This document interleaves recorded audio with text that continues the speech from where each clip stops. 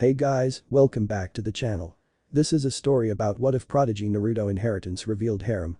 Before I start, please support for more amazing content and do consider subscribing to my channel and share this video with your friends. This is written by Menma's Ocarina, link in the description and support writer.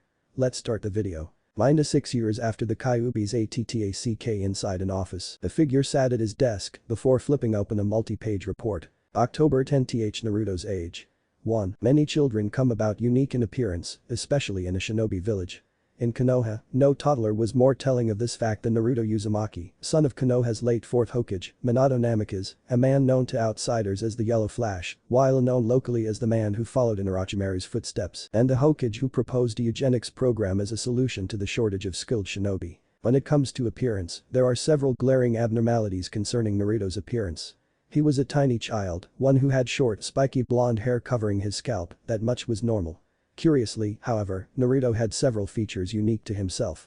He possessed a set of whisker-like markings on each cheek, likely attributed to Naruto's housing of the Kyuubi within himself. Besides that, Naruto possessed fang-like canine teeth, with a pair of slightly longer ears, most likely due to Minato's constant experimentations upon himself. While not affecting his anatomy, the foreign blood and genetic code would likely have passed down through the two's shared blood. One could only wonder, behind those closed eyes, what was this blonde toddler thinking? October 10th Naruto's age.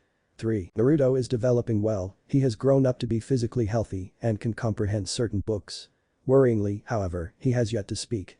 While running across a field, Naruto reportedly fell a considerable height before standing up again and continuing his run. On a visit to the hospital, an extraordinary discovery was made. Naruto's bones were far from normal, with them being at least 5 times as dense as the bones of others his age, while the bones themselves still retained the same weight. When questioned about how he felt, Naruto persisted in his refusal to speak. October 10th Naruto's age. 5. It's Naruto's 5th birthday today, as well as his 2nd year in the orphanage. It was reported that he remains silent when he isn't required to speak. Besides his social situation, Naruto has shown great interest in the subjects of biology, chemistry, physics, and history, and has shown great intelligence despite his closed-off nature. In all regards, it is best for us all for Naruto to not develop into the kind of person his father had once been. The figure closed the book before placing it on the desk. He looked out of the window, taking account of the downpour which had just begun, before standing up to leave his office, smoking through his pipe as he shut the door behind him. October 10th, 6 years after the Kyuubi's attack. As the great rainfall continued outside his window, Naruto sat at his desk as he flipped through a thick book regarding the anatomies of several animals, reading each page with intense focus. Before he had been able to continue reading through the book, Naruto had been able to hear several footsteps as they creaked up the wooden staircase of the orphanage. "Is this his room?" An old gruff voice said from the other side of the door to his room. "It is," came the voice of the matron of the orphanage. The rain came to a halt as the door slowly opened from the outside before both the matron and the third Hokage, Harisen Sarutobi, walked into the room. "Could you leave the two of us alone?" Harisen requested. "Of course, Hokage-sama," the matron replied, be aware, however, that he does not respond via speech often. The matron walked out of the room, closing the door behind her. Harisen walked towards Naruto's desk before greeting the boy. "Hello, I assume your name is Naruto Uzumaki." Naruto did not answer as he flipped a page in his book, scribbling notes in his notebook throughout. "May I have a look?" Harisen requested, giving a soft smile. Showing slight bits of hesitation, Naruto cleared his throat before finally speaking up. "My apologies, Hokage-sama, but could I finish writing my idea first?" "Of course, Naruto. Take your time," Harisen assured. He clearly keeps to himself and only speaks when he needs to. Minutes later, Naruto passed the notebook to Harisen, who curiously flipped through the pages. "Incredible," Harisen mentally remarked as he fell into a slight trance in sheer amazement, clearly impressed by Naruto's writings. Before long, a certain page caught his eye. Harisen tapped Naruto's shoulder, causing the blonde to turn around. "Did you come up with this?" Harisen asked, pointing at several chemical formulas. "I did," Naruto replied, clearly not particularly comfortable with speaking. "He's gonna think I'm weird, just like how the kids and the caretakers think I am, isn't he?" "This is brilliant," Harisen declared, shocking Naruto. "You should continue developing this one, you might just come up with a massive breakthrough." Naruto said nothing, continuing to read through his book. "Why do you have such a fascination with science?" Harisen questioned. As if reading from the book itself, Naruto formulated his answer. "The purpose of science is to explain and understand the natural world. The purpose of biology is to understand the nature of all living things. The purpose of chemistry is for one to understand how the elements of the periodic table react with each other and the properties of the compounds. Naruto began to say, only for Hiruzen to cut him off. That's the book's explanation, what's yours? Hiruzen asked. To become better? Naruto rhetorically asked. It's more of me being inspired by a singular person, a singular entity. And that person is? Hiruzen asked. The fourth Hokage, Minato Namikaze, Naruto replied, all to Hiruzen's dismay. Most of all, I was inspired by his studies into chemistry. Not good, Hiruzen thought, before turning to Naruto, who faced his book throughout the entire conversation. Do you know of his more unethical ideas? Unethical? That's up to debate, but yes, I do know of his eugenics project, Naruto replied. It was most fascinating, albeit it does sound rather bland. The systemic breeding of the best people would eliminate everything unique about humanity. Something's wrong, Hiruzen thought. Most kids his age don't just sit alone in their room, completely closed off to the world he reminds me of. Hiruzen walked to the side of Naruto's desk before looking at Naruto's face. Hiruzen's eyes widened, he saw it, he saw him. Naruto looked up at Hiruzen, whose eyes saw something different. Behind that pair of lifeless eyes and emotionless facial expression, Hiruzen could see the specter of Orochimaru hanging behind Naruto, one that had haunted him for the last 20 years of his life. Naruto, do you like living here? Hiruzen asked. Naruto looked at the old man for a few seconds before turning back to his book. No one here appreciates me for who I am. The kids my age always push me around, they call me a freak, they say I'm destined to be alone, the best ones are indifferent to me. When the boys kick me or punch me, or even beat me over the head with sticks and pipes, the matrons do nothing. The wounds heal all the same, yes, but what changes? Hiruzen's features darkened before standing up to leave. Excuse me for a moment, Naruto, I'll be back in a moment. Okage-sama, Naruto spoke up, I need to get something from downstairs. Without waiting for Hiruzen's reply, Naruto left the room before running down the stairs and towards a closed door. Cautiously, Naruto opened the door before walking into the room. Before he was able to take any further steps, a thunderous crack could be heard as a lead pipe was brought down on the back of Naruto's head, knocking him to the ground. Knew he would be here today, a boy said, kicking the downed Naruto in the face, causing the blonde to cough up blood. How's it going, freak? Another boy asked, bringing his pipe down over Naruto's back. Still refused to talk. Naruto remained silent, not even bothering to get to his feet. Don't worry, the first boy stated, withdrawing a knife, causing Naruto's eyes to widen. We'll see if this makes you click. Before Naruto was able to do anything, the second boy smashed his pipe into Naruto's head, knocking him unconscious. Naruto's mindscape pain. That was all he felt. Naruto felt himself lying in a pool of something, a liquid. Is this my blood? Naruto thought, placing his hand on the ground before lifting it into view. It's transparent. Naruto looked around before noticing the change in his environment. Instead of him lying in a pool of blood within a dingy room in the old and decrepit orphanage, Naruto now found himself in a sewer-like environment, one which had large cage-like bars in front of him. No longer feeling the pain of the attack, Naruto slowly crawled to his feet before approaching the large metal bars. What is this? Naruto asked himself. It's as if something was meant to be contained here. As if on cue, a large shadow approached the cage before lunging into view, slamming its large claws into the bars, surprising Naruto. The Kyuubi showed its face, revealing its ferocious red eyes, before roaring at Naruto.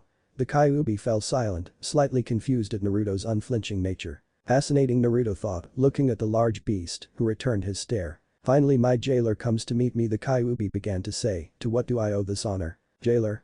Naruto asked back, barely any emotion in his voice. I know nothing of that part, but as to why I'm here, I guess an attempt on my life is to blame. The Kyuubi's eyes widened before leaning in closer to Naruto. Do you not fear me? What's there to fear?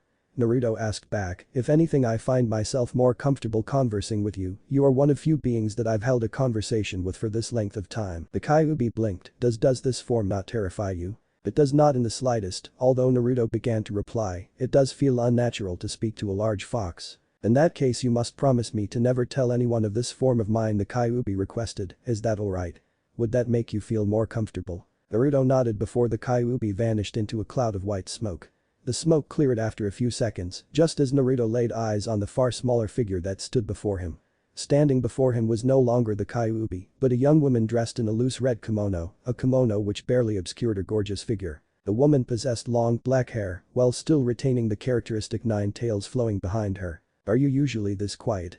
The Kyuubi asked, this time in a rather feminine voice. I don't enjoy talking, Naruto began, I'd much rather spend time alone, reading books regarding science. Are you currently wondering why you're here now?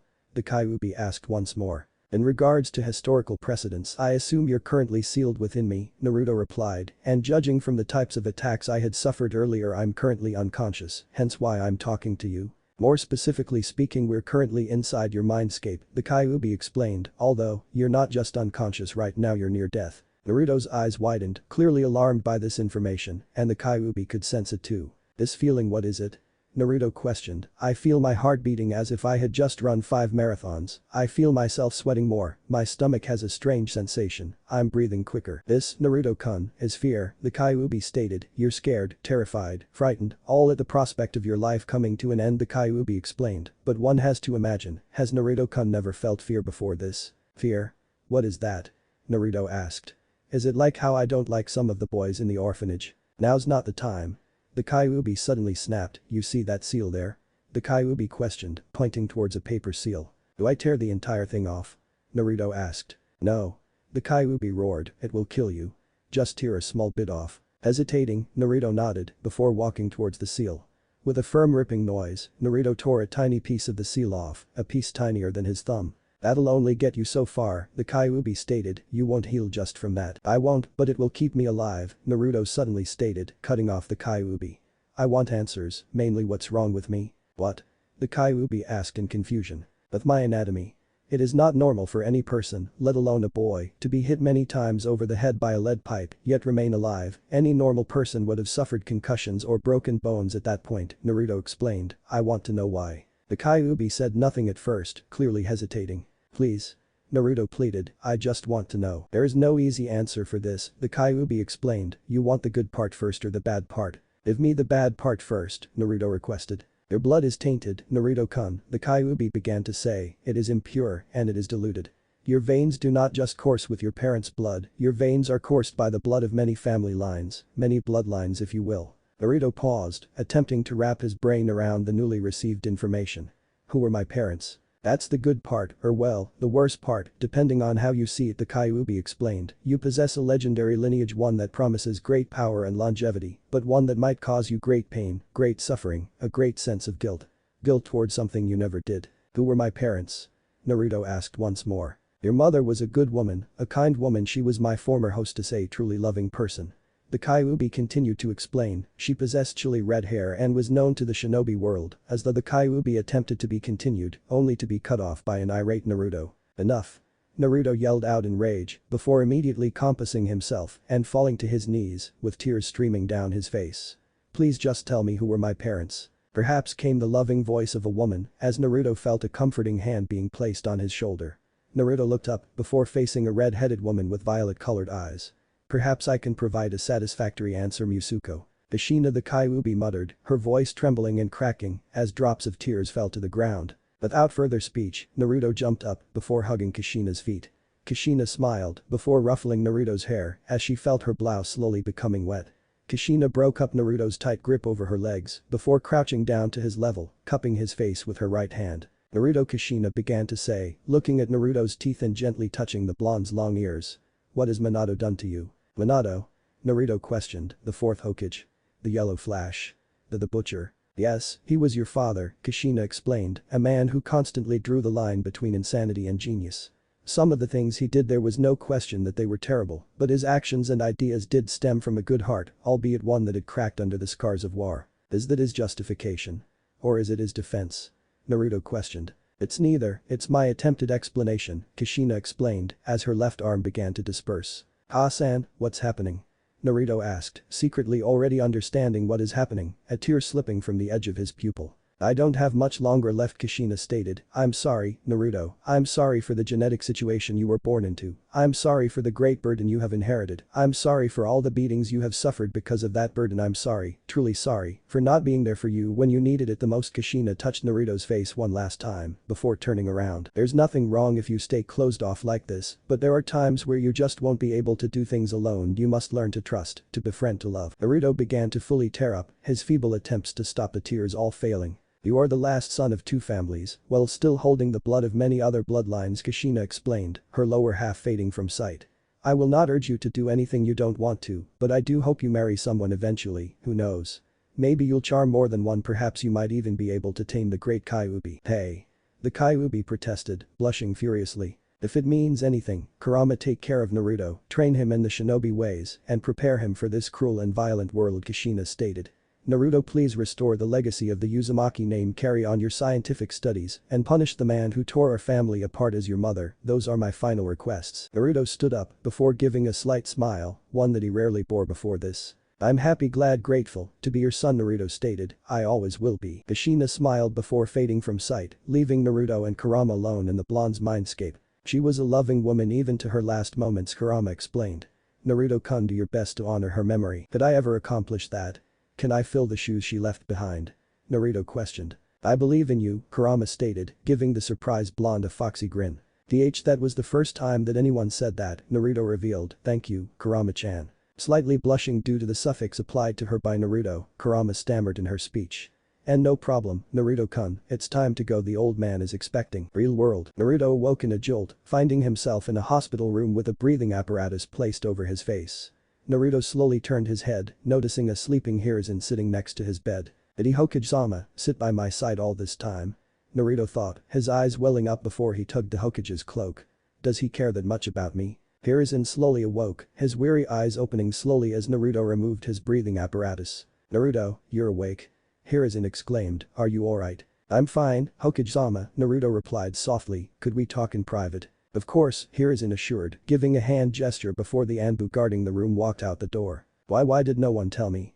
Naruto asked. I hoped it wouldn't come to this, Hiruzen thought, before sighing and giving an answer. Naruto, please try to understand, your parents had many enemies, and you knew how the public felt about your father. What do you think would happen if everyone knew that you were his son? How did you know I was talking in regards to my parents? Naruto asked. In your slumber, you had glowed with an orange gleam, the same shade as the Kyuubi's chakra, Hiruzen explained. I suppose the Kyuubi told you about your heritage? Yes, Naruto murmured. What do you intend to do with this information? Hiruzen asked, curious in regards to the boy's answer. I'll become a shinobi, Naruto concluded. I'll continue studying science, and I'll be better than my father. Hiruzen smiled before patting the boy on the head. Hiruzen pointed to a bag. I've packed your things, and I've got you an apartment to yourself, Hiruzen stated. It has everything a normal apartment would as well as your laboratory. Naruto's eyes widened before he leapt up to hug the Hokage. Get some rest, Naruto, Hiruzen stated, setting the boy on the hospital bed before walking out of the room. You'd better get some rest, Naruto-kun, Kurama whispered. Your training begins when you recover. October 6th, Naruto's age. 6. Naruto will be leaving the orphanage today.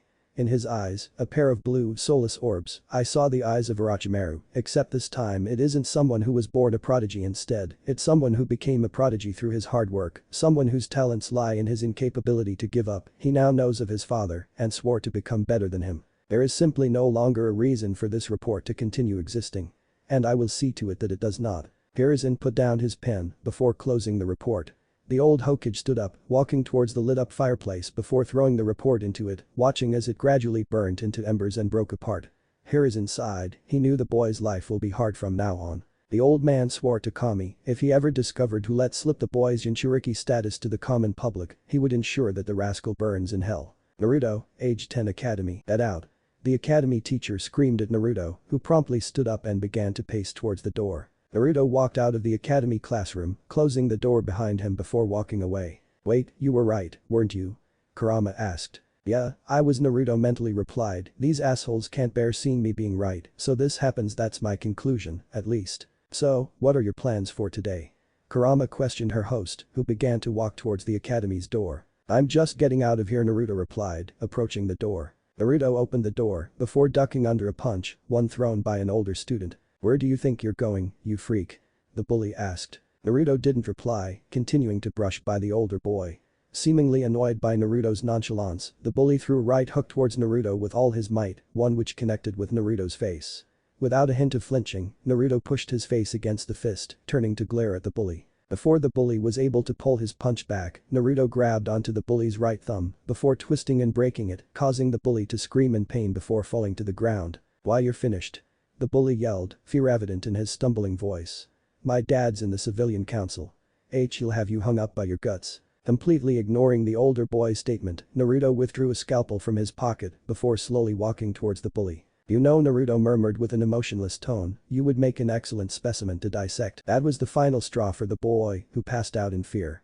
Naruto turned his back, placing his scalpel back into his pocket before walking away. Realistically, you could have taken him as an actual specimen, you know that. Kurama asked, a slight hint of laughter in her voice. Probably I could have just dissected him right there and then, Naruto replied, either way, I would rather not have the entirety of the civilian side of the village after my head right now. One boy telling his parents is one thing, a missing boy now that's a different situation altogether. Smart move, Kurama replied, anyways, that was an interesting use of the Kagaya clan's ability. Then sir, tougher bones always make taking hits easier, Naruto replied, slowly approaching his apartment. Naruto's apartment. Entering the apartment, Naruto placed his bag on the ground before approaching his work table, which had 2 vials placed on it. This might be a dumb idea, Naruto informed Kurama while placing a set of goggles over his eyes before pulling on a pair of lab gloves. Correction, this is a dumb idea. But at least we agree on that, Kurama muttered. What do you intend to do anyway? I'm going to create a new, stronger acid, Naruto replied. I believe that it will be formed as a solution of both antimony pentafluoride and hydrogen fluoride. I just need to determine how much I need of both to balance the solution. What makes you think that they are compatible? Kurama questioned. What if it just explodes in your face? You could just heal me, Naruto replied, either that or my incredibly diluted blood would just pull something out of nowhere. Without heeding further warnings, Naruto began to pour 1/3 of a beaker of antimony pentafluoride into a larger beaker, before pouring 2/3 of a beaker of hydrogen fluoride solution into the same large beaker. Naruto began to slowly twirl the mixture with a lab spatula. Suddenly, the beaker cracked and fell apart before the mixture sparked and slowly caught on fire. That was unexpected, Naruto whispered to Kurama, putting out the fire with a fire extinguisher. I think I'm close to finding it, though what do you think, Kurama-chan? How many times have I told you, Kurama began to say, clearly flustered by the suffix, not to call me that. Don't lie, Naruto murmured with a rare smirk, you like that nickname. Without giving time for Kurama to respond, Naruto walked back to the table, pulling another large beaker from under the table. Now then, Naruto thought, what happens if I put in equal amounts of both? Following his thoughts exactly, Naruto placed 1/3 of a beaker each of both compounds into the larger beaker before mixing them with a lab spatula. Nothing seems to be happening yet, Naruto murmured before turning around towards another table. Guess I'll take a look at my other project first. Your anesthetic project? Kurama asked, what do you need that for? My mother did tell us that the world is dangerous, Naruto replied, mentally recalling his meeting with Kushina. Enemy shinobi are much easier to deal with once they are unconscious. It could also help me perform surgeries in the future if need be. Surgeries? Kurama asked, didn't know you wanted to be a medic. I don't necessarily want to cure diseases, Naruto replied, but I do intend to remove poisons and toxins. Fascinating, Kurama muttered. Before Naruto was able to approach his other work table, a sizzling noise could be heard. Carefully, Naruto turned to his first work table, where he witnessed an extraordinary sight. The solution is gone, Naruto muttered. Did it dissolve? Evaporate? Is that why it sizzled? Naruto-kun, Kurama informed, look closer at the beaker please. Naruto peered down from atop the beaker before noticing what he had failed to notice seconds prior. Naruto found himself looking at a hole at the bottom of the beaker, one which extended through his work table. Did it dissolve all the way through? Naruto said aloud. Let's hope that no one lives downstairs, Kurama chuckled. Yup, Naruto replied, walking towards the fireplace with his notes. We don't need this anymore, Naruto stated before tossing the notes into the blaze. Actually, it would be more appropriate to say that we don't need anyone else finding them, isn't that right, Inu? As if on cue, a member of the Anbu wearing a fox-like mask landed on the ground before Naruto. You know my name, I don't get why you still insist on calling me Inu, Inu asked. How have you been, Naruto? Quite alright, Inu, Naruto replied. As for why I call you Inu, it would be rather counterproductive to call an Anbu by his real name when he's on duty, wouldn't it? It would, Inu replied. Anyways, the Hokage wants to check up on you, it is your 10th birthday after all. Really? Naruto remarked, I forgot I'll be at his office in a second, I just need to clean this up first. No need for that, Harisen suddenly stated, I'm already here. Harisen finished before walking up behind Inu and Naruto, who both knelt before the third Hokage. Now, no need for formalities here, we are in a private place, after all. Naruto and Inu stood up before Inu flickered away, leaving Naruto and Harisen alone. Happy birthday, Naruto, Harisen stated, pulling a scroll from his back. Take this as my gift, you could say that it is a jutsu most befitting of you. Multi-shadow clone jutsu? Naruto asked, opening the scroll. Fascinating, Kurama muttered. Based on the information in the scroll, it's an S-rank technique, and you probably could perform it. S-ranked? Naruto asked, with all due respect, Hokage-sama, are you sure I can use it? Of course, Naruto, Harisen replied, with the Kyuubi contained within yourself, you possess chakra reserves which many deem unnaturally large. You said you had issues performing the normal clone jutsu, didn't you? I did, but Naruto began to say. Then you should find this version perfect for you, Hiruzen replied, before walking towards the worktable, noticing the large hole that extended into the floor of Naruto's apartment. A successful acid experiment, I assume. You could say that, Naruto replied. Actually, may I ask a favor? Of course, Hiruzen replied, another specimen to dissect. Precisely, Naruto replied, pulling his notebook from his table. Could I ask for a snake? Hiruzen paused for a moment, are you sure? Hiruzen asked. Well, it's either that or a human specimen, but I assume the latter's off limits. Hiruzen sighed, before giving his answer. If you want a snake, rush to training ground 44 before the sun sets. In that forest lives the only person from which you can get a snake from in the entirety of Konoha. Alright. Thank you, Hokage-sama. Naruto thanked, before running out the door, leaving Hiruzen in his room. He sure does have his mother's enthusiasm, Hiruzen muttered, before leaving Naruto's apartment. Training ground 44. So this is the place, Naruto muttered, walking up to the gates of the large forest. I remember this place from when I was contained inside Kushina-chan, Kurama revealed. You're gonna love this place, Naruto-kun. Really? What's inside?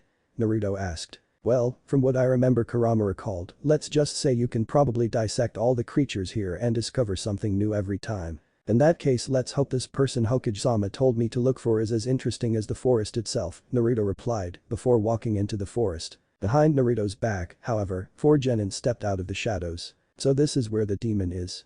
The first one said. Be quiet. A second genin stated, we don't want no one hearing us. But the two of you being so loud, a third genin stated, I would be surprised if no one heard us. Would you all just shut up? A fourth one yelled, someone's going to hear us at this point. Well, you sure are right about that one, Naruto suddenly stated, appearing behind the 4. Fuck the plan. The first genin yelled, throwing a punch, one which Naruto ducked under with ease. Quite fast for a demon, aren't you? The second genin asked, throwing a kick which Naruto dodged with similar ease. Naruto ducked under an elbow strike before backflipping over the second genin. What's wrong? The third genin asked, successfully landing a punch onto Naruto's face, one which the blonde shrugged off. Cat got your tongue. What should I do, Kurama? Naruto thought. Hang on, Naruto-kun. Kurama yelled, let's see what else your blood contains. But this moment of distraction, Naruto failed to notice a kunai whizzing past his face, only managing to notice the explosive tag tied to it. Without much time to dodge, Naruto covered his face with his arms before the tag combusted and exploded completely, sending Naruto flying into a tree, parts of his clothing torn from the blast. Come on now, the fourth genin muttered, you showed so much bravado towards my little brother earlier, I do hope you have some more to show. So it's that jackass, Naruto thought, picking himself off, with his eyes completely shut. And why the hell are my eyes so irritated? Kurama-chan. You there? So this is part of your blood, unexpected, Kurama murmured, a slight hint of irritation in her voice. Kurama-chan. What are you talking about? Naruto thought, opening his eyes. Naruto stood up, but something was off. The 4 genin were still there, no doubt, but they seemed to move in a sort of slow motion. With no time to contemplate, Naruto leapt back into action, perfectly grabbing onto the wrist of the second genin before throwing him over his shoulder. Okay, how did I do that? Naruto thought, dodging a punch from the third genin. Think for yourself, Naruto-kun, Kurama replied, which bloodline ability allows for the prediction of actions, as well as the slowing down of vision. Well, then Naruto began to think, before having to dodge a kick from the 4th genin. Sit still, demon. The 4th genin yelled. As if mocking his opponent, Naruto stopped in front of the 4th genin, before landing a devastating headbutt onto the nose of his opponent, knocking him out. Standing back up, Naruto sent a cold glare towards the 2 remaining genin, who seemed to notice something. Impossible, the first genin muttered. It can't be. The 3rd genin yelled, your clan was murdered 3 years ago. That's rather subjective, isn't it? Naruto finally stated, before catching a kunai from the 1st genin. Without a moment's hesitation, Naruto flung the kunai into the chest of the 3rd genin, the blade lodging itself deep into the neck of the genin. The 1st genin rushed over to the 3rd genin's side, before placing his fingers over the kunai. I wouldn't do that if I were you, Naruto stated, that kunai's keeping him alive, without it, he would bleed out within seconds. Why, you monster? The remaining genin yelled, we have parents in the civilian council. Blah blah blah, and then the civilian council's gonna hang me by my guts, aren't they? Naruto asked, it would be an effective threat if I haven't heard it so many times before. Enraged, the remaining genin charged towards Naruto with the crudeness of an untrained barbarian. Unfazed by this, Naruto stood up before landing a right cross onto the nose of the genin, breaking it in its entirety, knocking him out. Okay, what the hell is going on? Naruto asked himself, walking towards a pond before staring into it. Staring back at Naruto was not his pair of regular, soulless blue orbs, but a set of scarlet red pupils, each with a single tama within them. Well, can't say I saw that one coming. Their blood sure is diverse, Naruto-kun, Kurama murmured. Could you turn them off? Naruto requested. Of course, Kurama replied. Seconds later, Naruto's eyes reverted from the blazing pair of Sharingan back into his regular pair of blue orbs. What is going on here? Came a new voice. Naruto turned around, only to come face to face with what appeared to be a Chunin. Naruto stood up as the Chunin looked around before withdrawing a kunai. You demon, the Chunin declared, how dare you. Before the Chunin was able to do anything, a snake emerged from the shadows before biting the Chunin in the neck, eliciting a scream of agony from the Chunin. Naruto turned towards the snake, attempting to locate the source of the snake. Gradually, Naruto felt the snake slowly coming out of the light before the source itself emerged from the darkness, the sleeve of a trench coat. How dare him? A female voice asked, how dare you? How dare you enter my grounds before prior request? Slowly, the source of the voice emerged from the shadows herself, revealing a young woman with purple hair tied into a pineapple-like shape, one wearing a tan trench coat with mesh armor underneath, the trench coat barely covering her stunning figure underneath. Most defining to Naruto, she had a snake fang pendant tied around her neck. The woman flicked her wrist before withdrawing the snake. You're not off the hook either, kid, the woman stated. I'll just deal with this asshole first, so stay put. Shit, Naruto thought, something tells me this is the woman we're looking for, but I don't think she likes visitors. Her form of dress is interesting to say the least, Kurama replied. At lost, snake whore. The Chunin yelled, this is between me and the demon. It's fine, I'll end both the demon and the snake whore at the same time. The Chunin rushed at the woman, who flickered out of view. The Chunin looked around in confusion before feeling a sharp jolt of pain in his shoulder. The Chunin turned around, only to see a kunai stuck into his right shoulder. You seem decent, the woman stated, suddenly appearing next to Naruto. Nice to meet you, kid. The name's Anko Midarashi. Don't mock me.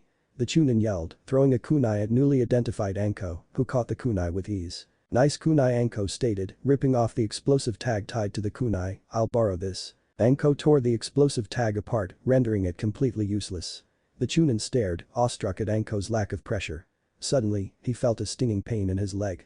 The Chunin looked down to his feet, noticing a kunai plunged into his ankle. The Chunin glared at Anko before running towards Anko. Halfway into his run, however, the Chunin collapsed to the ground, completely lifeless. Did you know? Anko asked Naruto. The Oxyuranus microlepidus is known to be one of the most venomous species of snakes in the world, so tell me why you're here, kid, before it sinks its fangs into your flesh. Well, I was wondering if I could have a snake. Naruto asked. A snake? Anko asked in confusion. You're a kid. What do you need a snake for? To dissect. Naruto replied. And what if I don't give one to you? Anko asked. Hell, I don't even know your name. Oh wait, I forgot to start with my name, Naruto thought, mentally facepalming. I should attend a speaking class or something. A priority, Kurama muttered. My name is Naruto Uzumaki, Naruto replied, and Hokage-sama told me I could get a snake from you. Anything more specific? Anko asked. You want me to just speak my mind? Naruto mentally asked Kurama. Go for it. Kurama replied with a cheeky smirk, this should be fun. Well, I think you've got beautiful hair, a gorgeous face, a stunning figure, Naruto began to say, an in-depth understanding about snakes, as well as intensely powerful shinobi skills. Anko stared in confusion, slipping deep into her thoughts. This kid, is he just that dense? Or does he not know how to interact? Either way, he is kinda cute. How about this, Naruto-kun, Anko offered. I'll give you an infinite supply of different snakes in exchange. You seem to need to learn how to talk to people, so you come here every week, how about it? Anko asked, sticking out a hand. Truthfully, I just wanna see this kid, he's strangely endearing in a way, and hell, with how things might progress, who knows what lies ahead for us. I don't really like talking, but sure. Naruto accepted, shaking Anko's hand. I'll come down every week. Now, I'll give you a snake tomorrow, Anko replied. It's kinda late now, so you better head home. Alright, goodbye, Naruto replied, running off. Be honest, Naruto-kun, Kurama teased, you like her, don't you? Maybe, Naruto replied, slowly approaching his apartment. Naruto, age 14. It was early in the morning, 4 in the morning to be exact, when Naruto arrived at the Forest of Death.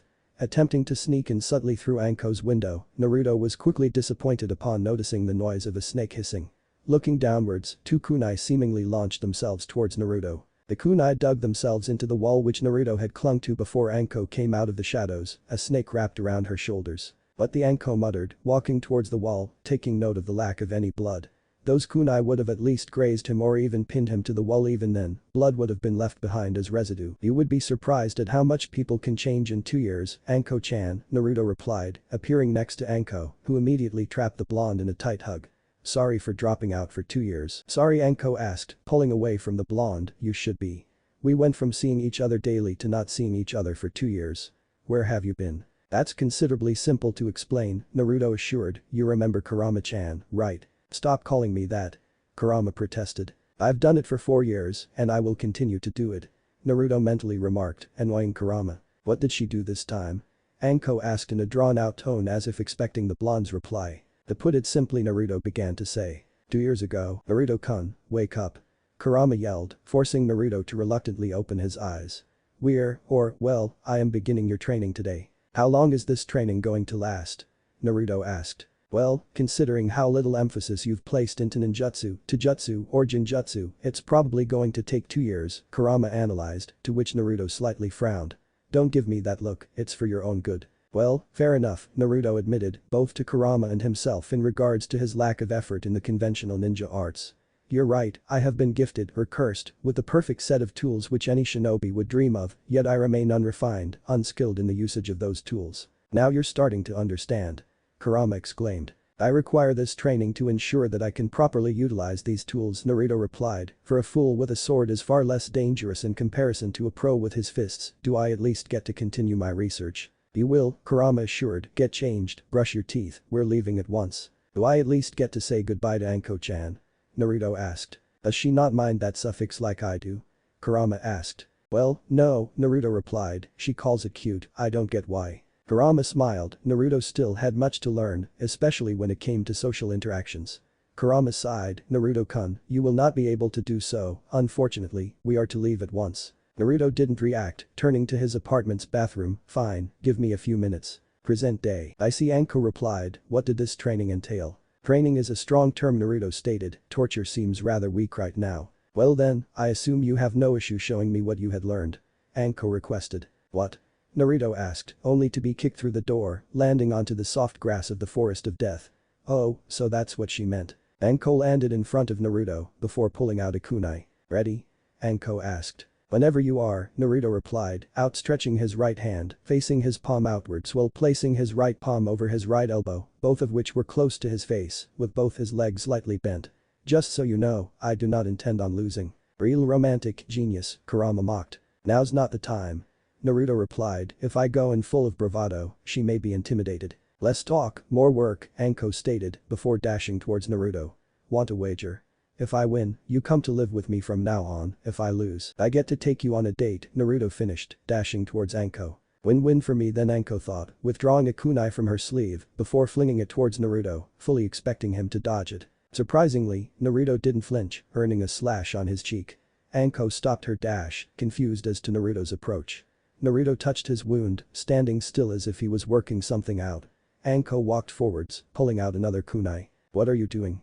Anko asked, before throwing her second kunai at Naruto. Mere milliseconds before the kunai was able to rip itself into Naruto's face, the blonde lifted his arm before grabbing the kunai by its handle, stopping it mere millimeters from his face, shocking Anko. How the heck, Anko began to ask, only to be cut off by Naruto. We're currently about 2 meters apart, Naruto began to explain, examining the kunai. It took your kunai about 6 seconds to cut me in the last exchange. Assuming that your kunai doesn't decelerate in any way, your kunai should be traveling at a velocity of a meter per second, giving me about 5 seconds to react to your kunai, 4 if I intend to pull that stunt. As Naruto was distracted by his explanation, multiple snakes launched themselves towards Naruto, wrapping around the blonde and binding him in place, seemingly immobilizing him. I don't even want to know how you did that so quickly, Anko stated as she walked towards the bound Naruto. But seeing as you lost, I don't suppose you've forgotten the terms. I wouldn't be so sure, Naruto stated, appearing suddenly behind Anko, pressing a kunai to her neck. Anko grit her teeth at first, before dispelling the snakes out of her sleeve and raising both her arms, as Naruto slowly pulled back his kunai. Alright, you win, Anko congratulated with a smile, just name the day, time, and place, and you can bet your ass I'll be there. How about later? Naruto asked, I'll need to attend the graduation thing first, although those council shitheads probably won't like me passing. Anko sighed, lightly clenching her fist. If you fail, I swear, I'll burn that damned council building to the ground. Relax, Naruto replied, turning to leave, I will not fail. I would rather die in a blaze of fire than bow to the heel of those damned civilian councilors. Naruto finished, before leaving for the academy. Jumping across the tops of several trees, Naruto didn't miss the strange silence presence in Kurama. Anything the matter, Kurama-chan? Naruto asked, slightly concerned. I'm alright, Kurama replied. Strange she didn't get annoyed at me calling her Kurama-chan, Naruto mentally noted. You know I can read your thoughts, right? Kurama asked. Then you should understand why I wanted to ask you, Naruto replied. Naruto-kun, I'm fine, Kurama assured. Really, I'm fine. Are you sure though? Naruto asked for confirmation. Kurama pouted, of course I'm fine. Stop worrying so much about me, you'll end up with a head full of gray hair. Kurama teased, Naruto-kun, I'll always be fine, no need to worry, Kurama stated, her tone slightly different from her normal one. Alright then, Naruto stated, approaching the academy.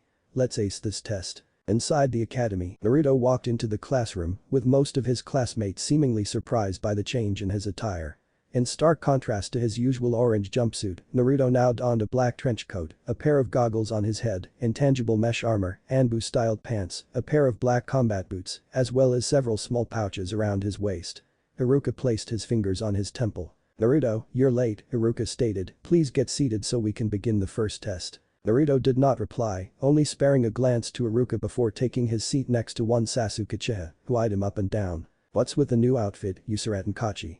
Sasuke asked, only for Naruto to not answer. Did you not hear me? Naruto shook his head before lifting a finger, signaling for Sasuke to wait. Is this the same Naruto I know? Sasuke asked himself before turning back towards the board. Whatever, he should still be that kid who was decent in science and nothing else, no big threat to me. Iruka stepped forward, Mizuki by his side. We're about to begin the tests. Iruka announced, handing out papers with Mizuki to every student present. Write your name, the date today, and begin answering the questions. You all have an hour to complete it, good luck. Naruto lifted his pencil before glancing through the test itself, quickly realizing how much he had overestimated the difficulty of the written test. Shaking his head slightly, Naruto began to fill in the blanks, intentionally getting a few questions wrong to not make it seem as though he had been cheating. An hour later, Iruka instructed the class to cease their answering before Mizuki walk around and collect the papers. Skimming through the blonde's paper, Mizuki's ever-growing scowl had not gone unnoticed by Naruto, even less so by Kurama. Do not trust that man, Kurama stated with a scowl of her own, even in the direst of situations. I do not intend to, Naruto mentally replied. Mizuki plopped a stack of papers on the table before Iruka opened the door. Alright class, for the next test, Iruka began to say, please make your way to the roof so we may commence the next two tests at once. Finishing his statement, Iruka left the room before the students all piled out of the classroom. Rooftop. Reaching the rooftops, the students all found themselves facing rows of training dummies. Alright, class. Mizuki began to announce, this will be an accuracy test. You will all individually throw 3 kunai, one at a time, at your assigned training dummies and will be scored based on the parts you hit. Fascinating, Naruto thought, analyzing the situation. They all have a constant range between the target and the thrower. I can see where this is going, Kurama thought. The first student went ahead, throwing all 3 of his kunai in rapid succession, hitting 2 in the dummy's chest and missing 1 completely. The range is about 15 meters, Naruto analyzed. The second student went forward, throwing all 3 of his kunai in slower succession, hitting 1 in the dummy's left leg and the other 2 in the dummy's torso. It takes approximately 10 seconds for a kunai to reach, Naruto analyzed. Half an hour later, the raven-haired Hinata walked up to the starting position, throwing all 3 of her kunai one at a time, hitting the dummy's head with 1 and hitting the dummy's torso with the other 2. Assuming it does not decelerate, Naruto rationalized, I would need to throw my kunai at a constant velocity of 20 meters a second, taking account of the light breeze in the air. It also has to be from an angle of 45 degrees. Lastly, Naruto Uzumaki. Mizuki announced, a small smirk forming across his face. Naruto shrugged before walking towards the starting position, feeling the kunai in his hands getting lighter every second that passed. Within a blink of an eye, Naruto threw all 3 of his kunai at once, successfully hitting the dummy's head with all 3, causing Iruka to gape in confusion and Mizuki to fume in slight anger. Unexpected, that's for sure, Mizuki thought, fuming at the blonde's ease of passing. Next up. Mizuki announced, it's time for the Taijutsu test. Iruka pointed to a square drawn on the ground, this is where combatants will be fighting, any inch of the body that exits the square will be counted as an out of bounds for that contestant. First up, Naruto Uzumaki and Sasuke Uchiha. Mizuki announced, his wicked gleam not going unnoticed by Naruto. Naruto walked to the center of the square, as Sasuke did the same. Both combatants performed the seal of confrontation before slipping into their respective stances, Sasuke slipping into his family's stance, while Naruto assumed the stance he did against Anko. At him, Sasuke. Ino yelled. Make him know his place.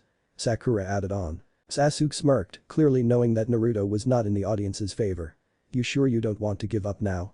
Sasuke mocked, attempting to agitate Naruto. On the contrary, Naruto replied, I did prepare for this so I might as well continue. Not knowing the meaning of Naruto's statement, Sasuke dashed towards Naruto before throwing a punch, one which Naruto caught with ease. Using the Uchiha's momentum against himself, Naruto tossed the Uchiha over his shoulder and out of the square, deeming him officially out of bounds. Not wanting to be yelled at by the hordes of fangirls for his apparent rudeness, Naruto made sure to help the Uchiha up, who had been as confused as everyone else watching. Sorry about that, Naruto began to say, I got lucky. Sasuke looked on, stunned by Naruto's humbleness.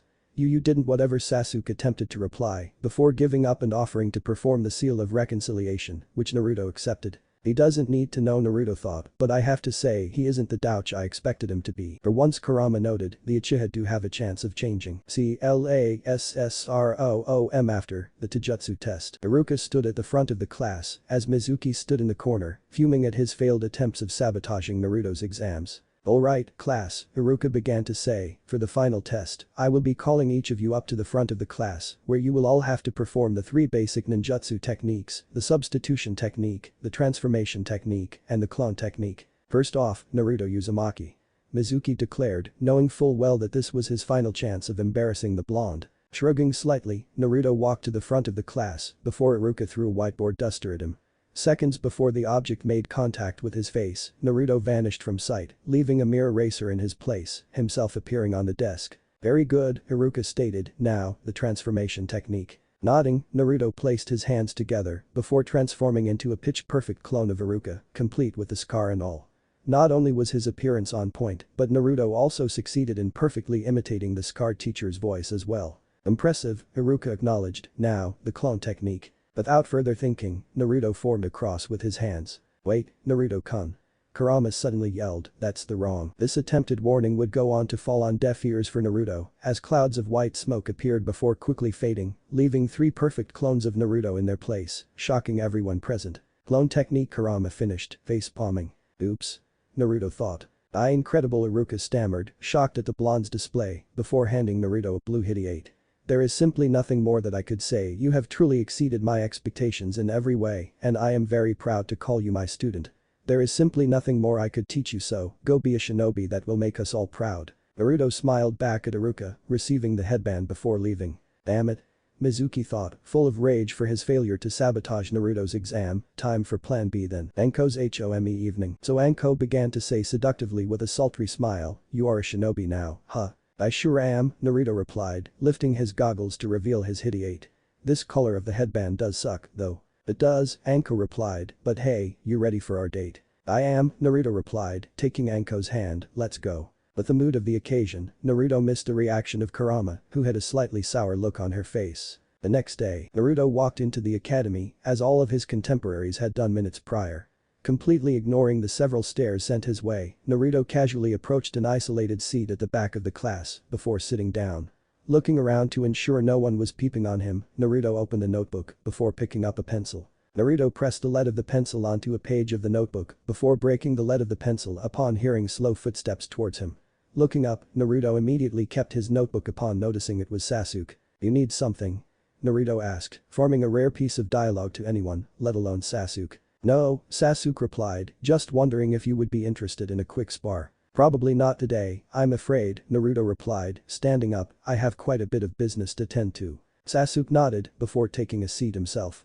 Naruto shook his head, before sitting down, attempting to process the events that had transpired the day before. Yesterday, Naruto's mindscape. Kurama-chan, Naruto muttered, appearing inside his mindscape, I think we need to talk. No, Naruto-kun, Kurama stated, focus on your date. Tell me the truth, Naruto replied, what's wrong? It's just that, Kurama began to admit, I wish we had a date like this, the one you and Anko-chan are having right now. But that wouldn't work, Naruto asked, would it? That's the thing, Kurama began to say, for us demons it's rather normal for us to take on several mates, but those ideals don't apply to humans. I'm sure we can work something out, Naruto assured, walking towards the cage, only for Kurama to turn away from him, a single tear hitting the ground as she did so. It's alright, Naruto-kun, Kurama replied, her voice cracking up slightly, I already acknowledge the fact that I can never have you. Kurama fell to her knees, tears streaming down her face as Naruto grabbed onto the bars of her cage. Suddenly, the ground in Naruto's mindscape shook greatly as the bars slowly disappeared, allowing Naruto to move forward. Placing a hand on her shoulder, Naruto quickly got the attention of Kurama. How did you? Kurama began to say, only for Naruto to lift her to her feet before cutting her off, claiming her lips with his own. Tears flowed down Kurama's face as she returned the kiss, holding on to Naruto. Before long, Kurama pulled away from Naruto, looking straight into his eyes. Are you sure this is what you want? Kurama asked, do you not want to consult Anko-chan first? That's not a bad idea, Naruto replied, give me one moment. Real world. Naruto awoke in the real world, only to be met with the sight of him being upside down. So you finally woke up, Anko murmured, placing Naruto on a chair in her home. Anko-chan, there is someone who wants to have a conversation with you, Naruto explained, give me your hand. Without questioning the sheer absurdity of the situation, Anko outstretched an arm towards Naruto before Naruto held onto Anko's arm and transported the both of them into his mindscape. Naruto's mindscape. Anko awoke in a puddle, with Naruto already standing over her. It's alright, the first time is often disorientating, Naruto assured. Anyways, the person who wants to talk to you, Naruto began to say, before pausing for a bit. Is? Anko asked, only to see a shadow behind Naruto. She's behind me, isn't she? Naruto asked, only to hear Kurama giggling softly. Anko, meet Kurama. Kurama, meet Anko. It's my pleasure, Kurama acknowledged, bowing before Anko. Anko began to say, scratching the back of her head, I'm not all too great regarding this formal stuff. That's quite alright, Kurama stated with a smile. Naruto-kun has several communication issues himself. Damn, Anko thought, looking at Kurama's figure, she's hot. Being able to read this, Kurama smirked in amusement, one which Naruto shared. Forgot to mention, Kurama began to say again, I can read your thoughts when you're here, but if it means anything, you don't look half bad yourself. Kurama joked, causing Anko to blush slightly. Well, Anko began to say, only to be cut off. I believe it's time for us to discuss the reason you're here, Kurama stated, with Naruto sitting a certain distance away from the two. To put it in simple terms, we both love Naruto-kun, so why don't we share? Anko immediately asked. So I thought we should share, Kurama began, before cutting herself off in confusion. Wait, what? Anko smirked, I knew Naruto-kun had another girl in his life, especially since no one just calls a casual friend by the suffix chan. What do you think about this, Naruto-kun? Kurama asked, is this what you want? Well, I can't choose between the two of you, Naruto explained. As a social construct, harems could hold several advantages. Harems are a beneficial social structure for the dominant male, as it allows him access to several reproductively available females at a time. Harems protect the females within a particular harem, as dominant males will fiercely ward off potential invaders. Harems also allow bonding and socialization among the female members, which can result in greater control over access to females, as determined by the female's preferences. Of course, he gives a scientific explanation, both women thought, rolling their eyes at the same time, before widening them in realization. Wait, harem? Kurama asked in distress, you want to have several mates? Anko teased, oh, Naruto-kun, I never knew you liked to experiment that much, although, seeing your scientific background, I shouldn't be surprised, should I? In fact, Anko walked towards Kurama before pressing her lips against the other woman, gently caressing Kurama's large breasts throughout the kiss, completely surprising Naruto. To further add to his surprise, Kurama returned the kiss, performing similar acts to Anko. After a bit of time had passed, Anko pulled away from Kurama. So then, Kurama-chan, Anko asked, I assume this situation can be considered settled. It definitely can, Anko-chan, Kurama replied with a wink, a smile plastered on her face, before her expression shifted to a relatively more serious one. Anyways, Naruto-kun, any potential mates will have to be approved by me or Anko-chan, got it? Of course, Naruto promised. We should probably go back to the real world now, shouldn't we? Yup, see you later, Kurama-chan. Anko exclaimed before she and Naruto vanished from his mindscape. Real world. Anko woke next to Naruto, before planting a kiss on the blonde's lips. You never told me you knew someone so kinky, Anko muttered, much to Naruto's amusement. Present day. Naruto shook himself out of his daydream as Haruka walked up to the front of the classroom. Haruka-sensei, Sakura asked, where's Mizuki-sensei? I have an announcement to make regarding that, Haruka stated. Yesterday, at about 9 p.m., Mizuki was caught attempting to betray the leaf. He had attempted to henge into Naruto before stealing something of great value to Konoha. Interesting, Naruto spoke out, surprising most of his classmates who have yet to hear Naruto speak at all. I don't recall robbing anyone during that time. Last night I was on a date. Just thinking about who would even consider dating Naruto, the one who hasn't spoken before today, Sakura thought, freaks me out. That's the point, Haruka continued to explain, you would have no reason to do that, Naruto, hence making Mizuki's ruse remarkably unconvincing. That pesky lowlife, Hinata thought, it seems I knew better than to trust him with anything. A snake in every sense of the word, Naruto thought, you were right for me not to trust him, Kurama-chan. Of course, Kurama replied with a sense of pride, since when am I ever wrong? You were wrong in assuming that Anko-chan wouldn't appreciate sharing me with you, Naruto mentally replied, much to Kurama's embarrassment. There was also that time you. Alright. I get it. Kurama yelled, pouting as she did so, I can be wrong sometimes too. Regardless of this, Iruka began to say again, the situation has been dealt with and Mizuki has been apprehended. Anyway, it is time for me to announce team placements. I'll just explain it simply. 3 genin will be placed onto a team with a Jonin sensei to guide them until they can mature as shinobi. For Team 10, it'll be comprised of Ino Yamanaka, Shikamaru Nara and Choji Akimichi under the leadership of Asuma Sarutobi. Isn't he the Hokage's son or something?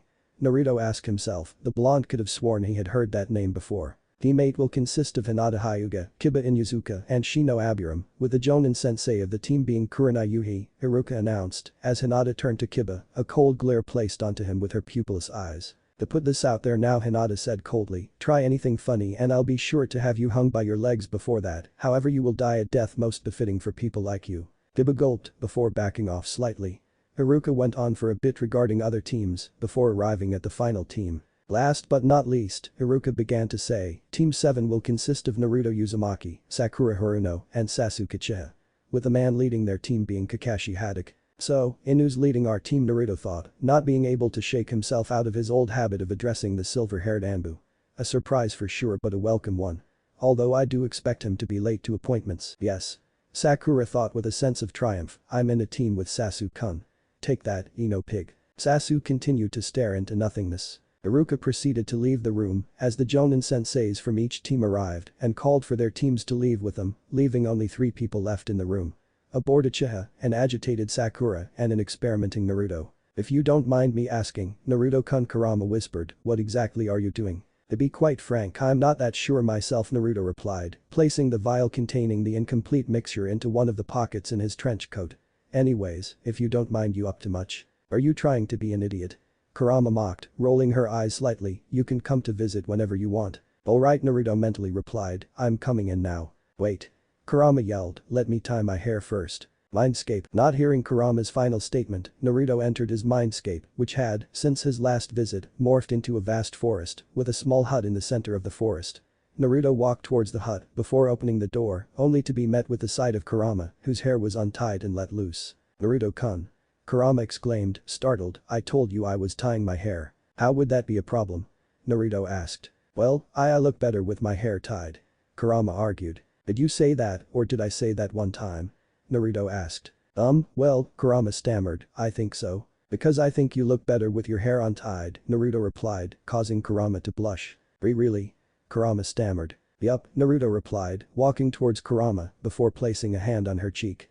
May I? I think we're past that stage, Naruto-kun, Kurama replied. Fair enough, Naruto stated with a chuckle, before pulling himself in to kiss Kurama on the lips, with Kurama herself eagerly returning the kiss. After a fair bit of time had passed, Naruto and Kurama pulled away from each other, with a long strand of saliva forming a bridge between their lips, much to the amusement of the both of them. You're getting better at that, Kurama remarked. That's to be expected, considering Anko-chan seems to require a kiss every few minutes, Naruto joked.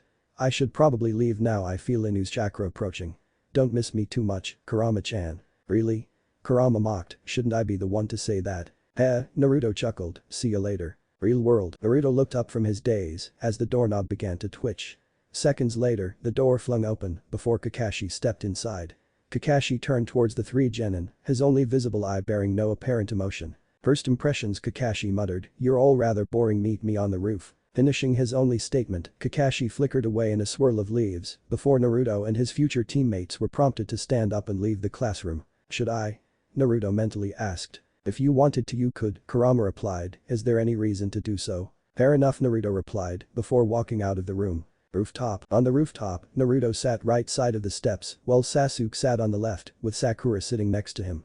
Kakashi walked towards the 3. First off, let's introduce ourselves, Kakashi requested, only to continue upon seeing the confusion on the faces of the 3 genin. Well, you know, like your name, your likes, dislikes, dreams. How about you demonstrate first, Kakashi-sensei? Sakura asked. Very well, Kakashi began to say, my name is Kakashi Haddock, as for my likes and dislikes, I don't feel like telling you my dreams for the future, never thought about that before, my hobbies are none of your business. Anyways, let's start with you, Haruno. My name is Sakura Haruno, my likes are, Sakura turned to Sasuke before squealing. I don't know my dream." Sakura turned to Sasuke once more before squealing again, much to her teammate's chagrin. "She's loud, that's for sure," Kakashi thought. "You're next," Kakashi stated, pointing at Sasuke. "My name is Sasuke Uchiha," Sasuke began to say. "I have too many dislikes to list, and I have very little likes. As for my dreams, it is to kill a certain man and to eventually restore my clan." If only he knew, Naruto thought, considering his fractional Uchiha heritage. Interesting, Kakashi thought, before turning to Naruto, and finally, "My name is Naruto Uzumaki," Naruto began to say. "I like science and biology in particular. I dislike the ignorant and those who abuse their power. My hobbies are not worth sharing at the moment. My dream is to free someone particularly important to me." Strange, Kakashi mentally remarked before turning away from the three. "Meet me in training ground 7 at 6 tomorrow morning. Also, I would recommend not eating any breakfast. A full stomach and a hard physical test have been known to make people throw up." "Wait, test?" Sakura asked. "The test you've passed yesterday was just to determine whether or not you guys were good enough to become genin," Kakashi replied as he began to walk away. "The test tomorrow will see if you are good enough to hold that title. See you tomorrow morning." Without waiting for the response of the three genin, Kakashi flickered away in a swirl of leaves. Taking this as his cue to leave, Naruto walked backwards slowly, confusing his future teammates with his actions. Before Sasuke or Sakura were able to react, Naruto climbed up the fencing surrounding the rooftop before jumping off. What the Sakura thought? Did he go mad? Sasuke asked himself, scratched that he was always insane. Naruto's apartment. Naruto opened the door to his apartment before quickly locking it behind him. Placing his trench coat on a hanger, Naruto turned towards his bed, contemplating if he should or should not just take a nap. Unfortunately for him, someone else would make that choice for him. "Gotcha!" Anko exclaimed, tackling Naruto onto his bed. "So how are you?" Suddenly, Anko noticed the disappearance of Naruto from underneath her before she felt something pressing down on her. "I'll always wonder how you do that, Naruto-kun," Anko asked, looking up as Naruto placed a hand on her back. "You need something, Anko-chan?"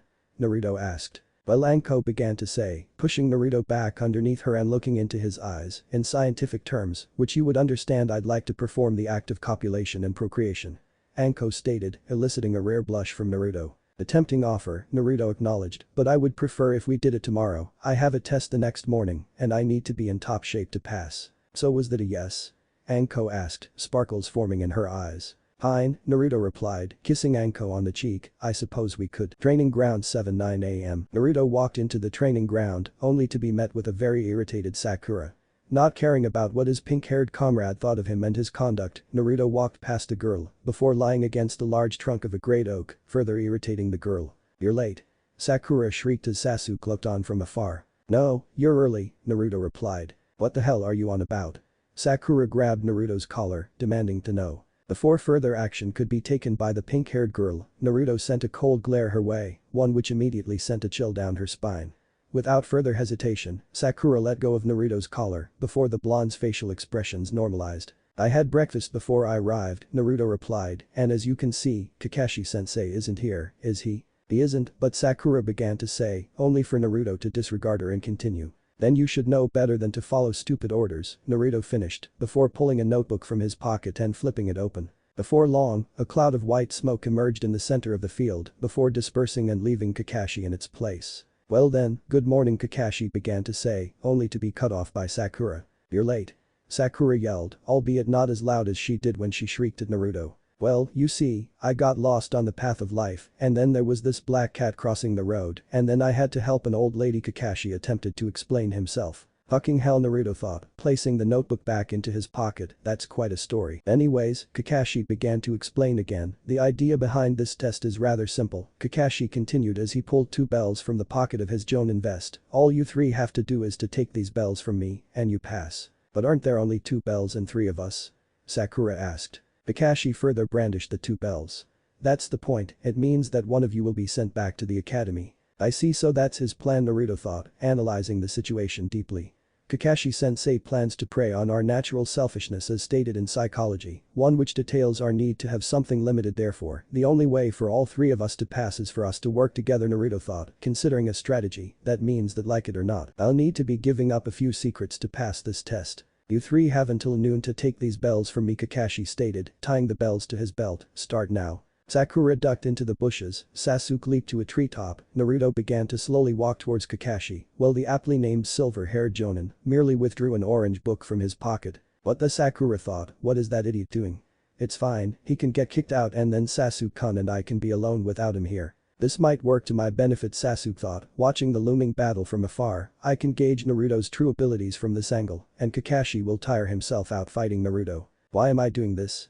Naruto asked himself as he walked right up to Kakashi, who looked up from his book in amazement. How did he get past all those traps I laid? Kakashi thought, you should be hiding right now. Maybe, Naruto replied, but there is one distinct thing that sets me apart from those two hiding as we speak. And that is? Kakashi asked with a hint of curiosity in his voice. I don't care if I pass, Naruto stated. Without further warning, Naruto threw a roundhouse kick towards the silver-haired Jonin, shocking Kakashi with his speed, prompting the Jonin to shut his book. While the Jonin had blocked the attack, Naruto did not intend for Kakashi to have any further time to react.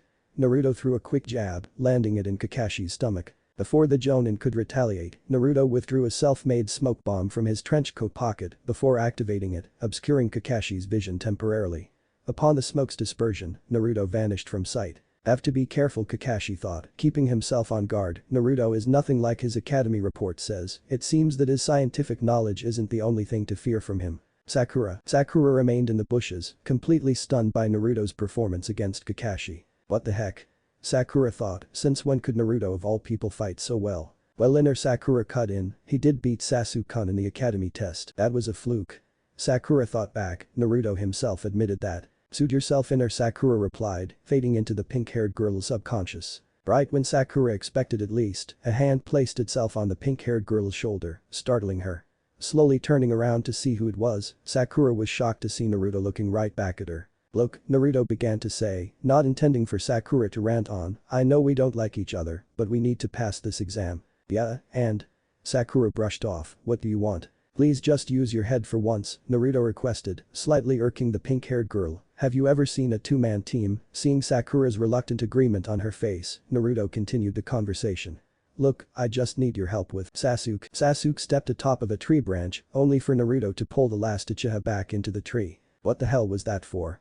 Sasuke asked, only for Naruto to lift a finger. Look, you're normally easier to talk to than Sakura, so please don't make this too hard for me, Naruto requested, a request which Sasuke nodded to in curiosity.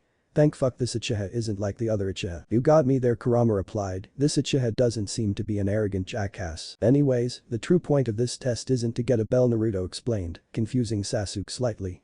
It's a test of teamwork, why else would Kakashi-sensei try to divide us with the goal of a bell? Sasuke pondered this for a few seconds before nodding in agreement. Alright then, Naruto, Sasuke replied, calling the blonde by his name for the first time. What's the plan? It's rather simple, Naruto stated. I just need you to launch a joint attack on Kakashi-sensei with me, and hopefully, Sakura provides ranged support before popping out of the bushes herself. Minutes later, looking around, Kakashi attempted to pinpoint the location of the three genin. Suddenly, a kunai came flying out of the bushes, nearly grazing the silver-haired Jonin's vest. Using this distraction, Naruto leapt himself off of a tree branch, launching himself towards Kakashi and throwing a kick, one which the Jonin blocked with ease. Something isn't right here, Kakashi thought, commenting on the blonde's clumsiness. As per his thoughts, a large fireball came flying out of the bushes, originating from Sasuke, threatening to consume Kakashi with its flames. Without having much time to consider his next move, Kakashi flung Naruto into a bush before jumping out of the way of the fireball. Upon landing back on the ground, Kakashi was immediately forced to block a punch from Sasuke. Just as the silver-haired kunai was about to counter, three shuriken came flying out of another bush, cutting Kakashi in his right leg, causing him to wince slightly. This is getting annoying, Kakashi thought in regards to the constant barrage of shuriken and kunai, before noticing Sasuke's sudden disappearance.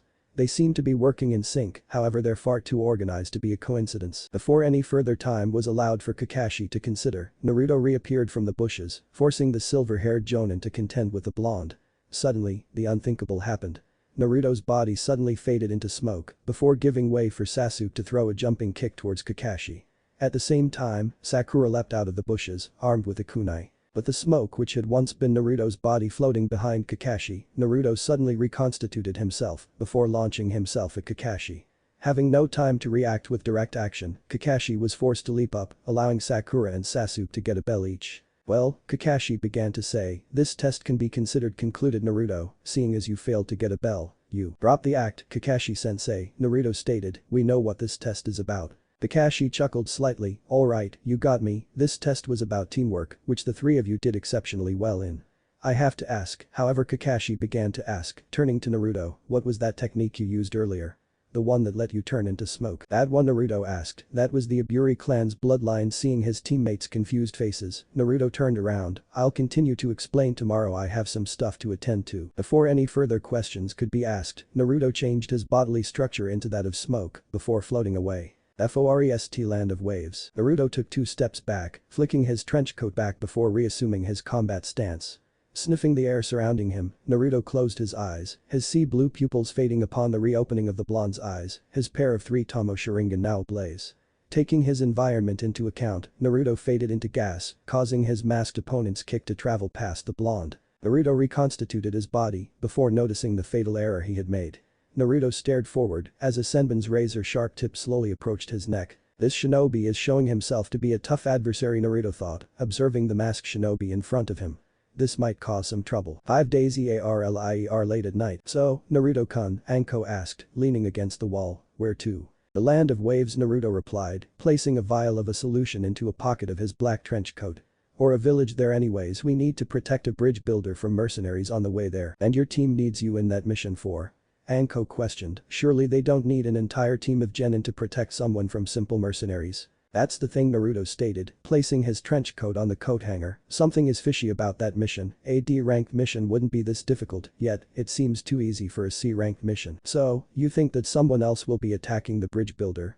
Anko asked, to which Naruto nodded. Yes, and that whoever this person is, he or she is incredibly dangerous and more than likely will outclass everyone on my team in terms of combat ability and experience, besides Kakashi-sensei, Naruto concluded. Anko placed her arms behind her back, slowly turning towards the door of Naruto's apartment. Whatever the case is, you'd better come back in one piece, and while you're at it feel free to bring anyone back home. It would be interesting to hear a voice fight over you with me that originates from a physical organism. Boy.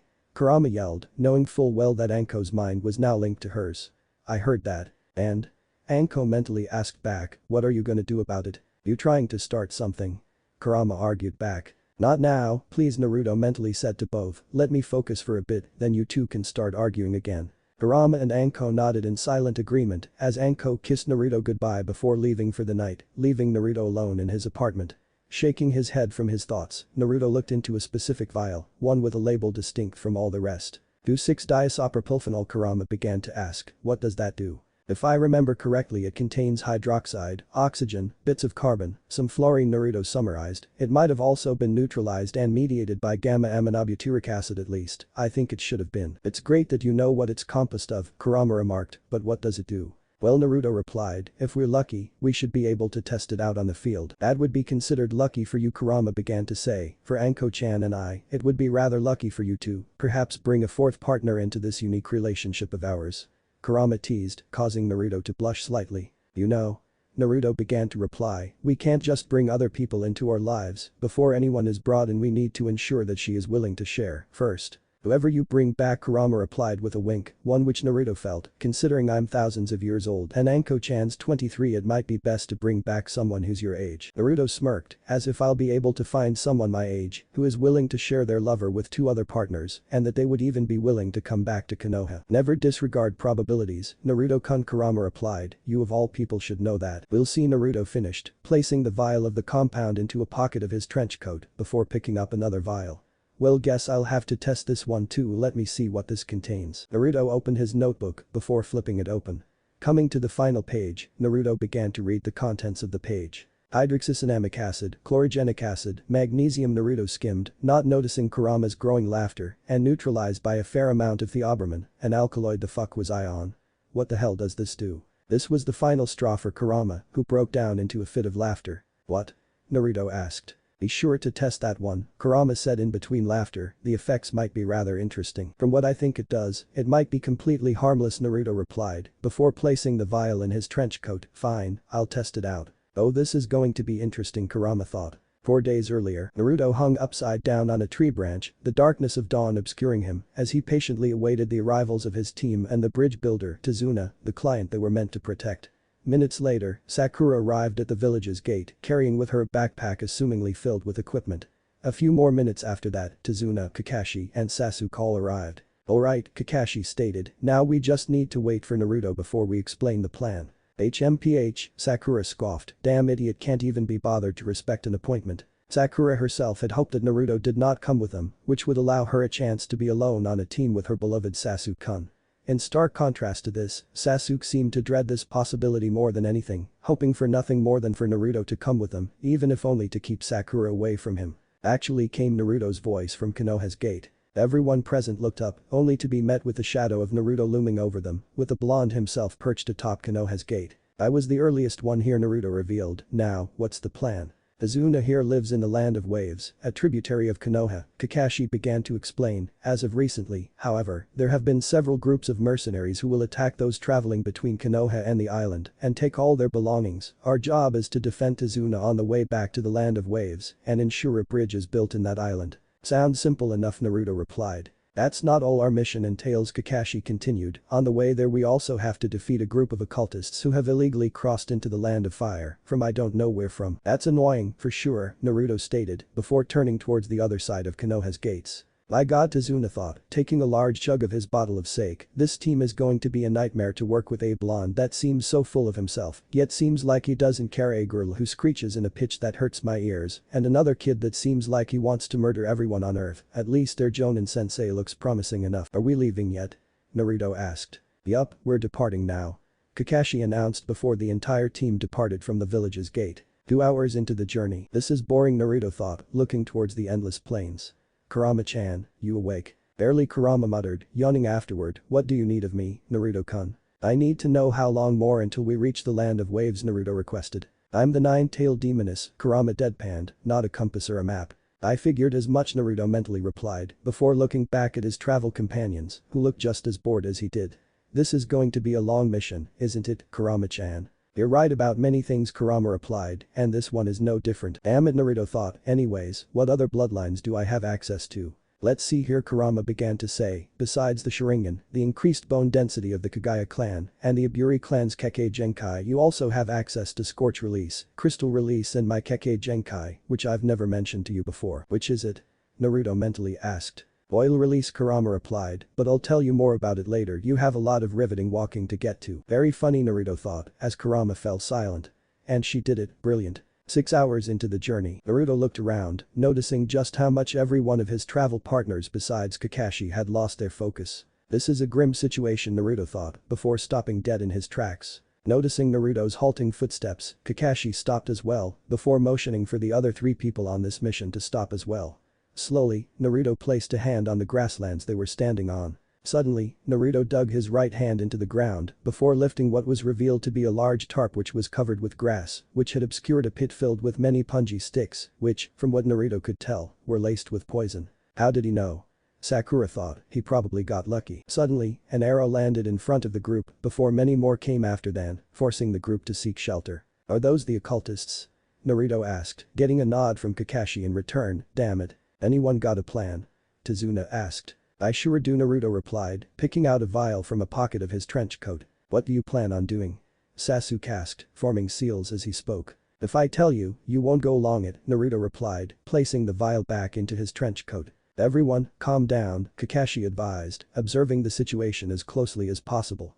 Whatever you guys do, stay together and don't lose sight of one another. Kakashi-sensei, Sakura muttered, pointing to where Naruto was. Kakashi turned his head before being met with the disappearance of Naruto. Damn, Kakashi thought, attempting to locate Naruto. I did not see that coming. Naruto vs the occultists. Naruto appeared in front of the archers before incapacitating the hooded figures with relative ease.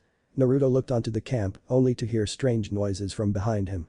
Naruto turned his head only to be met with the sight of the occultists standing up once again. What the Naruto thought, only to be cut off as a flurry of arrows came flying towards him. Subconsciously activating his Sharingan, Naruto dodged every single arrow before catching one of them and throwing it towards an occultist, jamming the arrow into the archer's chest and causing him to collapse to the ground. To Naruto's complete surprise, however, and contradicting Naruto's near-complete knowledge of biology, the occultist stood up once again before pulling the arrow from his chest. They aren't very good fighters, that much is certain, Naruto thought, punching an occultist in the face before another grabbed him from behind.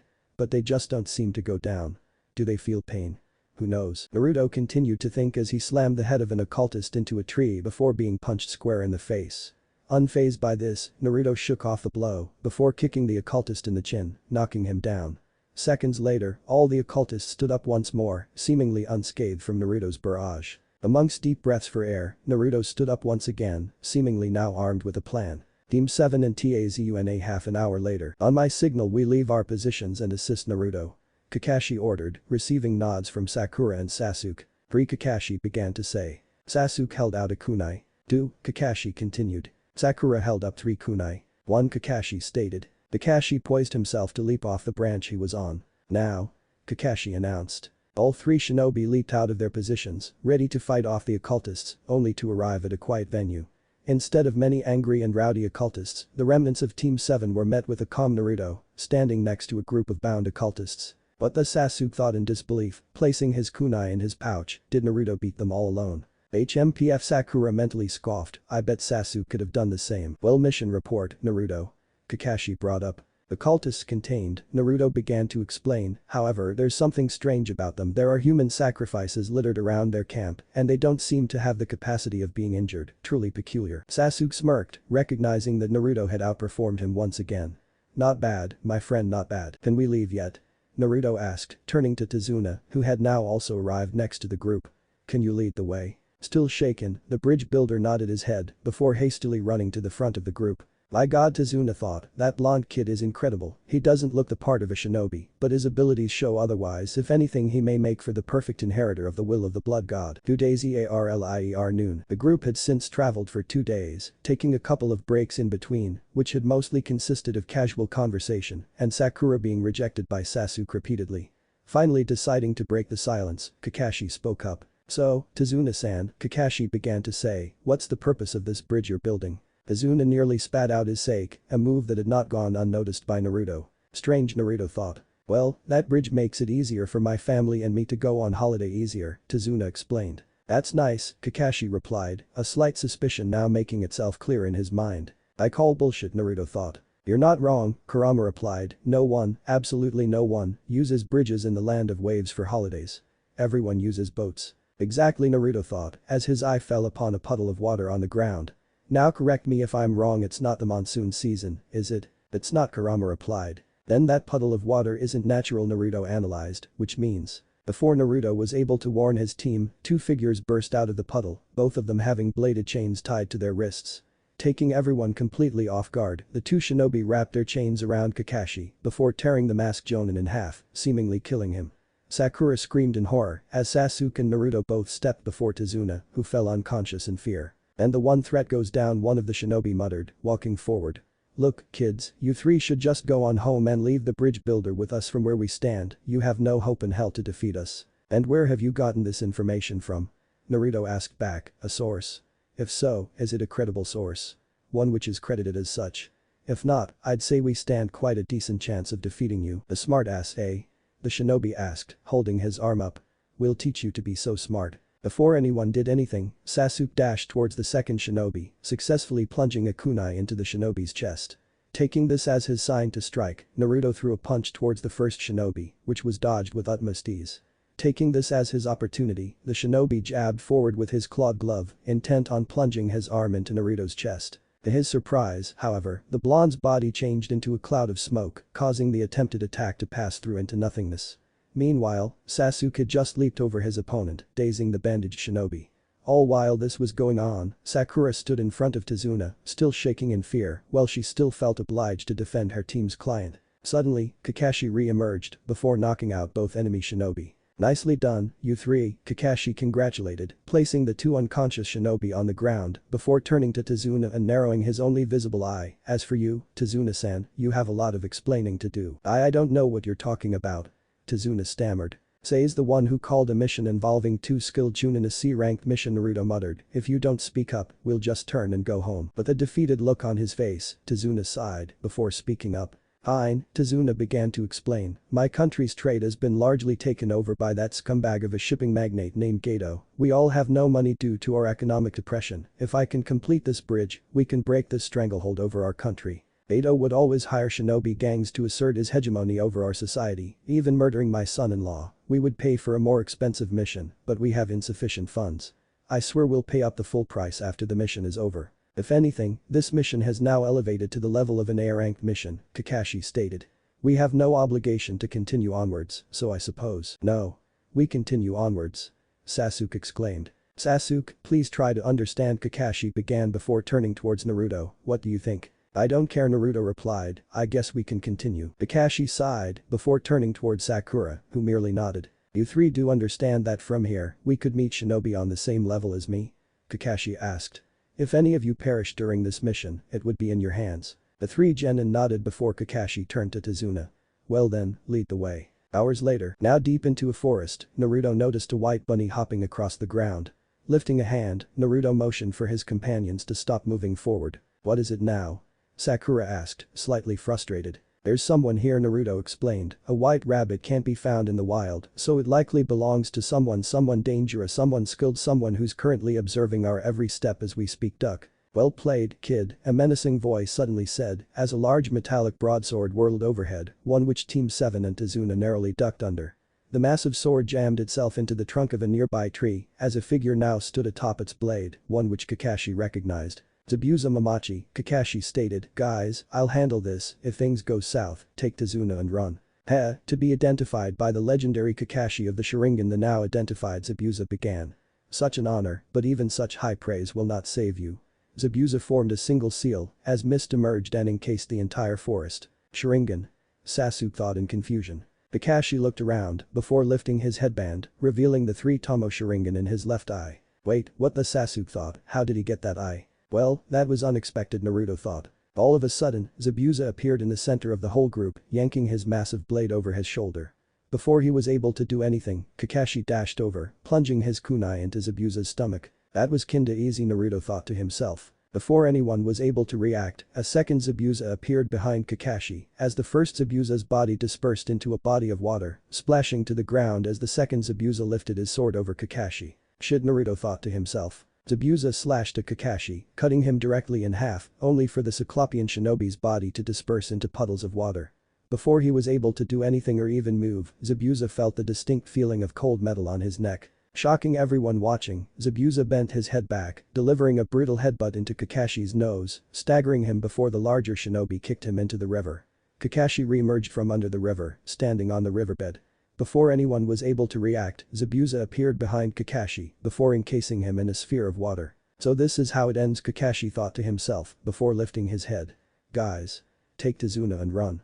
Leave me behind. Ah, for fuck's sake, Naruto thought, withdrawing a kunai from his pocket. Larynx, spine, lungs, liver, subclavian artery, kidneys or the heart, a deep voice echoed in the fog. Which should I choose now? This guy's creepy, Sakura thought, clearly shaking in fear. You missed one, Naruto replied, stabbing forwards and plunging his kunai into the neck of one of Zabuza's water clones, the jugular vein which could cause anyone to bleed out within seconds if cut. Never mind that, Sakura thought, Naruto's even creepier. Analyzing the area, Naruto's ears shook slightly, before the blonde raised his kunai, blocking a strike from another one of Zabuza's water clones, shocking the massive shinobi.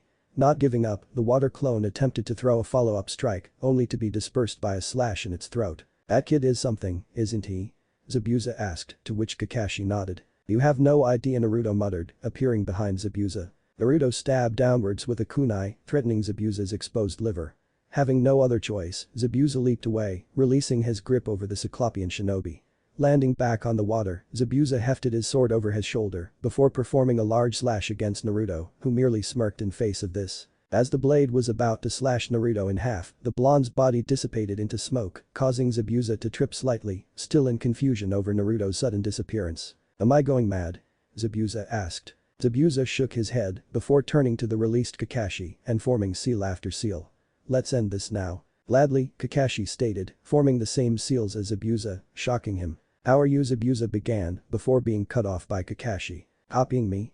Kakashi mocked Zabuza, before continuing the same seals. The Eye of Insight allowing the user the ability to copy the movements of another flawlessly, Sasuke recited mentally. And the Eye of Hypnotism, allowing the user to cast ninjutsu more efficiently, even able to subtly cast ninjutsu upon another whether or not the user is aware of this. Zabuza and Kakashi finished their seals, before forming the same finishing seal. Water release. Water Dragon Bullet Technique. The riverbed rumbled before the water behind both Zabuza and Kakashi took shape, forming two massive dragons that launched themselves towards each other, clashing against each other in the middle, with no one side able to attain the upper hand. Then again Naruto's voice echoed, causing Zabuza's eyes to widen. No one ever said I was gone. Naruto's body reconstituted behind Zabuza before the blonde plunged a kunai into the large shinobi's hamstring, causing Zabuza to lose his focus, leading to him being sent flying into a tree by Kakashi's water dragon. My goodness, Tazuna thought, are they even human? Naruto's so strong, but how? Sakura thought, was I wrong about him? Naruto's incredibly strong, Sasuke thought, if that's the case, I must begin training immediately, I can't afford to fall too far behind him. Kakashi walked in front of Zabuza before holding a kunai to the swordsman's throat. It's over. Do your worst. Zabuza taunted. Gladly, Naruto began to reply, all while walking towards the swordsman, only to be cut off by the sudden introduction of 3 senbon into Zabuza's neck, rendering him lifeless. The lean, masked shinobi landed next to Zabuza, picking up the large shinobi. Sorry for the trouble, but I'm a hunter nin from the hidden mist. I've been hunting Zabuza for a while now, so thank you. Before waiting for Team 7's response, the shinobi leapt away. Well, that was unexpected, Naruto thought, attempting to make sense of the situation. In any case, that hunter nin was probably allied with Zabuza as well. Suddenly, a loud thud could be heard behind Naruto. Everyone present turned towards the source of the noise, only to be met with the sight of an unconscious Kakashi. Shaking his head, Naruto walked towards the masked shinobi before covering Kakashi's left eye with his headband. Finishing this routine, Naruto lifted Kakashi over his shoulder before turning to Tazuna. Tazuna-san, how far away is your house from here?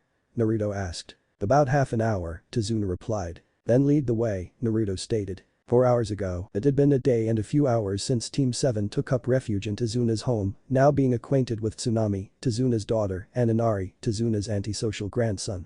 With it being a few hours until midnight, Naruto sat atop a large tree in the forest, slowly observing something interesting. Beneath him, a familiar face walked by, seemingly gathering herbs as he did. Intrigued by this, Naruto slowly watched as the hunter nin walked across the forest. 5 minutes ago, out of nowhere, a bee stung Naruto, causing the blonde to fall into the field below, landing in front of the hunter nin. Staring at the hunter nin for a bit, Naruto noticed something interesting about his soon-to-be opponent. This hunter nin, Naruto thought, seconds before a senbon plunged into his face. She's a female. Oh? Kurama asked as Naruto's body dissipated into smoke. You interested? We'll see, Naruto replied, reconstituting his body in front of the hunter nin. Alright then, you have 10 seconds to explain what you're doing here. I should be the one asking you that, the hunter nin replied. Present time. Millimeters away from being stabbed in the neck, Naruto grabbed onto the wrist of the hunter nin, stopping the stabbing movement entirely. You know, Naruto began to say, confusing the hunter nin, it would be easier to address you by a name, rather than just hunter nin. HMPF, the hunter nin scoffed, we'll see if you deserve it, first. Fair bet, Naruto thought. I see where this is going, Kurama muttered with a smirk. Poorest. Naruto and the hunter nin remained in their deadlock for a bit before the hunter nin broke Naruto's grip over her wrist, jumping back right after she did so. I'd advise you to leave now, the hunter nin warned, or I'll be forced to use some rather crude and uncivilized methods to force you to. Even out here, Naruto began to say, you guys still aren't above a threat, huh? Maybe, but more than likely, the hunter nin continued, dashing towards Naruto. I just don't enjoy fighting in worthless skirmishes, really. Me neither, Naruto replied, leaping over the hunter nin. Hell, if I had a choice in the matter, I'd rather not be a shinobi at all.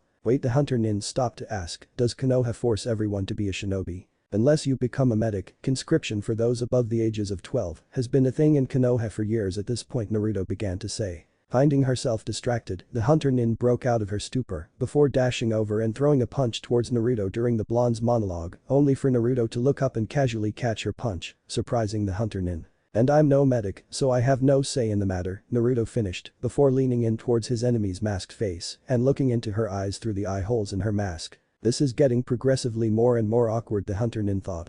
Oh, no, Naruto stated, pulling away, don't worry about any romantic implications I may send towards you, I already have 2 mates. Wait, 2, the hunter nin asked in shock, is this a Konoha thing as well? Well, no, not quite, Naruto replied, it's more of a biological and zoological thing. This guy's weird, the hunter nin thought, taking a step back, but still, he's oddly fascinating, from many perspectives. Realizing how their scuffle had suddenly shifted to a casual conversation, Naruto slipped into his stance before turning to face the hunter nin. As fun as our conversation has been, it is unfortunate for me to say how I do not have a say in the matter of my duty as a shinobi, Naruto began to explain, before spinning a kunai by its ring, so, I will have to detain you for the time being. Almost forgot that he was an enemy, the hunter nin thought to herself, withdrawing 3 senbon. Without another exchange, Naruto and the Hunter Nin dashed at each other, throwing their projectiles at each other, only for Naruto to disperse into smoke upon near contact with the Senbon, leaving a scratch on his opponent's mark as the only result of that singular maneuver. Naruto reconstituted his body, only to disperse into smoke again upon the emergence of 3 other Senbon. "Stop doing that." The Hunter Nin yelled, quickly getting frustrated at her opponent's choice of actions. "I don't know," Naruto replied, reappearing in front of his enemy. "Aren't shinobi supposed to do this?" "Hold on, I got a plan." The Hunter Nin thought, lifting her mask slightly to reveal her mouth. "Could you perhaps help explain the job of a shinobi?" "Strange request," Naruto stated, "but sure, a shinobi is used by most elemental nations as the standard." Naruto began to monologue on about what it means to be a shinobi, only for the Hunter Nin to tackle him to the ground before holding his kunai to his neck. "And believe that worked," the Hunter Nin thought. How did I fall for that?" Naruto thought, maybe I should stop monologuing. "Now, you could turn to smoke again," the Hunter Nin began to say. "I fucking hope you don't, but please, I don't want to fight, let alone kill you, I just want to talk." Moments later, the Hunter Nin came to realize the compromising position that the two of them were in. Blushing slightly under her mask, the Hunter Nin would come to find something poking against her thigh. "I swear," the Hunter Nin growled, "that better be a kunai poking my thigh." "Wait, that's dangerous," Naruto exclaimed, pushing the Hunter Nin off of him before pulling a vial from his pocket. "That was lucky, one single drop of this would have burned through your body like a hot knife pressed against butter." "You're a chemist?" the Hunter Nin asked. "Well, kinda," Naruto replied, standing up before looking up into the sky. "Wouldn't necessarily call it my profession, but it keeps my mind off of other things, and it also keeps me from communicating with other people." "Sounds pretty lonely," the Hunter Nin acknowledged. "This is it, Naruto-kun," Kurama yelled, "she practically asking you to fuck her." "That's not how this works, Kurama-chan," Naruto mentally replied. Anko would beg to differ, Kurama purred. "Knock it off," Naruto mentally stated, before turning back to the Hunter Nin. "It's hard to get lonely when you already have 2 mates anyways, what is your name?" Hesitating for a moment, the Hunter Nin gave in to Naruto's request. Hakuyuki, the Hunter Nin replied. "Oh? An ice user?" Naruto asked, shocking Haku. How the Haku began to ask, only for Naruto to continue. "Read a history book from the mist," Naruto explained. "If I remember correctly, you guys are pretty dangerous." "Yeah? Well, it got my entire family killed," Haku replied with a tinge of sadness in her voice. "If it makes you feel any better, my father died sealing a large beast inside of me," Naruto began to explain, "one which led to me being ostracized by most members of Konoha." "You've been through some stuff, haven't you?" Haku replied. He said that so nonchalantly. "Well, you could say that," Naruto stated. "I should go now, I've got some stuff to attend to." "Wait. Hold on." Haku yelled, only for Naruto to vanish before her eyes. "Clever bastard, he got my name, didn't even get his maybe, he comes here often." 3 days later late at night, Haku found herself perched atop a branch, steadily looking ahead and at the several trees around the forest. For the past 3 days, she has had little luck when it came to locating Naruto, so it came as a pleasant surprise when she finally spotted Naruto, laying atop a large tree. Slowly moving towards the tree Naruto was on, Haku patiently positioned herself in the exact spot she had wanted. Naruto thought, thinking about why he was there. Kakashi-sensei said something about training. Before Naruto was able to continue his thoughts, he found himself pulled through the treetop and down onto a large branch. Shaking his head from the shock, Naruto found himself staring into a pair of dark brown eyes and a face adorned by long, black hair. Not fully understanding the situation, Naruto quickly dispersed his body into a cloud of smoke before reconstituting his body atop of Haku, pinning the female shinobi onto the branch. "Whoa!" Haku exclaimed, struggling to get free from Naruto's grip. "Slow down. It's just me." "Oh, my apologies," Naruto muttered. "I just didn't expect to be pulled down from a tree." Kurama giggled softly. "What is it now?" Naruto mentally asked, almost dreading Kurama's answer. "Who would have known you were so bold?" Kurama teased, making light of Naruto and Haku's current position. "What would you do in this situation?" Naruto asked, releasing Haku from his grasp. "I don't know." Kurama purred, "Although I probably wouldn't pin someone as if you were going to, unless you two intend on engaging in those acts right there and then." Ignoring Kurama's last statement, Naruto helped Haku up before helping to brush the dust off of her clothes. "As much as I appreciate you helping me clean up," Haku began to say, "I don't know your name yet, and that's not all. What would your wives think if they saw us just then?" "I don't mind, but what would they think?" "I'll address those questions one by one," Naruto replied. "My name is Naruto Uzumaki, although my parentage and bloodline are both complicated. As for my wives, one of them dresses incredibly revealing everywhere she goes and would most likely walk up to grope you upon your entering of her line of sight." Hearing this, Haku blushed slightly, picturing the scene in her head. "Wait, that's one of them, what about the other?" Haku asked, surely the other one is more sensible. Well, would you like to meet her? Naruto offered, confusing Haku. Pardon me? Haku asked, completely confused by Naruto's offer. Naruto and Kurama mentally snickered, remembering the time Anko had first met Kurama, only this time, they decided to do something different. Ready? Naruto mentally asked. Ready? Kurama replied. Alright, this won't hurt that badly, Naruto assured, before placing a finger onto Haku's forehead, causing both to fall unconscious upon contact. Naruto's mindscape. Haku awoke in a vast forest, one slightly different from the one she had just been in prior. Instead of the darkness of nighttime encapsulating the forest, she now found herself in an environment much akin to a sight one would commonly see during springtime. What the? Haku asked herself, where am I? You're in my mind, Naruto replied, appearing next to her. Well, I suppose we both are. And this is where your other wife lives? Haku asked. Yup, Naruto stated. Well, where is she? Haku questioned. Naruto looked to the left as large footsteps appeared and shook the earth. Suddenly, Kurama, bearing her Kyuubi form, burst out of the forest before running in front of Haku and roaring. What's this? Kurama growled, did you bring me another meal to feast on? Maybe? Naruto winked. Kurama leaned in close to Haku before sniffing the girl with her large nose. Not wanting to move a single inch, Haku slowly turned her head towards Naruto. Is this normal? Haku whispered. Kinda. Naruto replied before turning to Kurama. Kurama-chan. You can turn back now. The large fox nodded before reverting to her more human-like form. Briefly smiling at Haku, Kurama rushed towards Naruto before wrapping the blonde in a tight hug, one which Naruto swore crushed multiple of his dense bones. I like this one. Kurama exclaimed, much to Haku's confusion. She's one of the few humans who aren't scared of me. What? Haku asked. That's fine and all, Kurama-chan, Naruto began to say, but I don't think she's very enthusiastic about the idea of sharing her partner with two others. Excuse me? Haku continued to ask. Well, we both remember a time when I was opposed to the idea, Kurama stated, but then again there is always a way to convince others. You guys know I'm still here, right?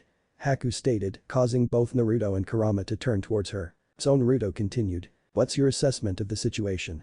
Kurama asked. Could I consider it for a bit first? Haku asked nervously, scratching the back of her head. It would be the first time I've ever had a relationship like this, and to share my partner with two others, that just feels strange, doesn't it? Suit yourself, Naruto assured. I'll be eagerly awaiting your decision, Haku, Kurama purred, before sending both Naruto and Haku out of the former's mindscape. Real world. Well, that sure was an experience, Haku admitted, before turning to Naruto. Look, whatever decision you make, Naruto began to say, positioning himself to leap away, I do hope you make the one that's best for you. Without awaiting the ice user's response, Naruto leaped away into an unknown location, leaving behind a thinking Haku. And Haku thought, her mind completely conflicted by the previous series of events. I can't bring myself to betray Zabuza-sama, but I can't bring myself to kill Naruto either. What happens if, during our next clash, I have to fight Naruto-kun? Haku paused for a bit, blushing upon the realization of what she had mentally addressed Naruto as. Damn it, Haku thought, he probably doesn't even think that much of me. That wife of his was quite the beauty, what would I be to him? I can't believe it, he's got two wives already, but yet I'm falling for him. 1 week later midnight, Naruto, Haku muttered, looking down from the treetop she was perched on. Why wait, that's not right. What motivates you to train as a shinobi? I know you do not like to be a shinobi, but your strength was not given to you during your birth, so why do you intend on getting stronger? That's quite the question, Naruto murmured, considering the best approach to reply to that question. I suppose I have no answer for that question. Perhaps I can rephrase that question, Haku stated. What do you see as the purpose of your life? So you're asking me about what I think the meaning of life is? Naruto asked. Essentially, yes, Haku replied. Naruto muttered, considering what his answer to Haku should be. A long time ago I considered my life to be meaningless. I just lived in an orphanage for most of my life and was mostly ignored by most people, I guess. Well, this is getting kinda dark, Haku thought. What made me change my mind about my life, Naruto continued, was learning about my heritage. It was at that point in my life that I learned the harsh truth of this world. Life has no inherent meaning. The meaning of life is made dependent on every individual living being in the world. For an animal, the meaning of its life could be to endlessly prey on the carcasses of dead animals, such as vultures or hyenas, or the meaning of an animal's life could be to endlessly expand its territory and to defeat every rival it could, such as a tiger or a lion. Well, this took a turn, Haku thought. For humans, some people use their lives to nurture and to grow further life on the lands of which we roam, Naruto explained. Some use their lives to create while others use their lives to destroy, to tarnish, and to eliminate all progress made by civilization. How would you describe yourself on this spectrum?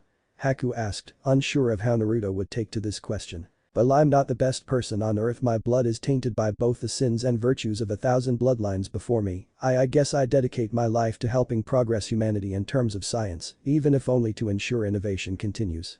Naruto explained. That Haku began to say, completely blindsided by Naruto's given answer, that is a noble cause.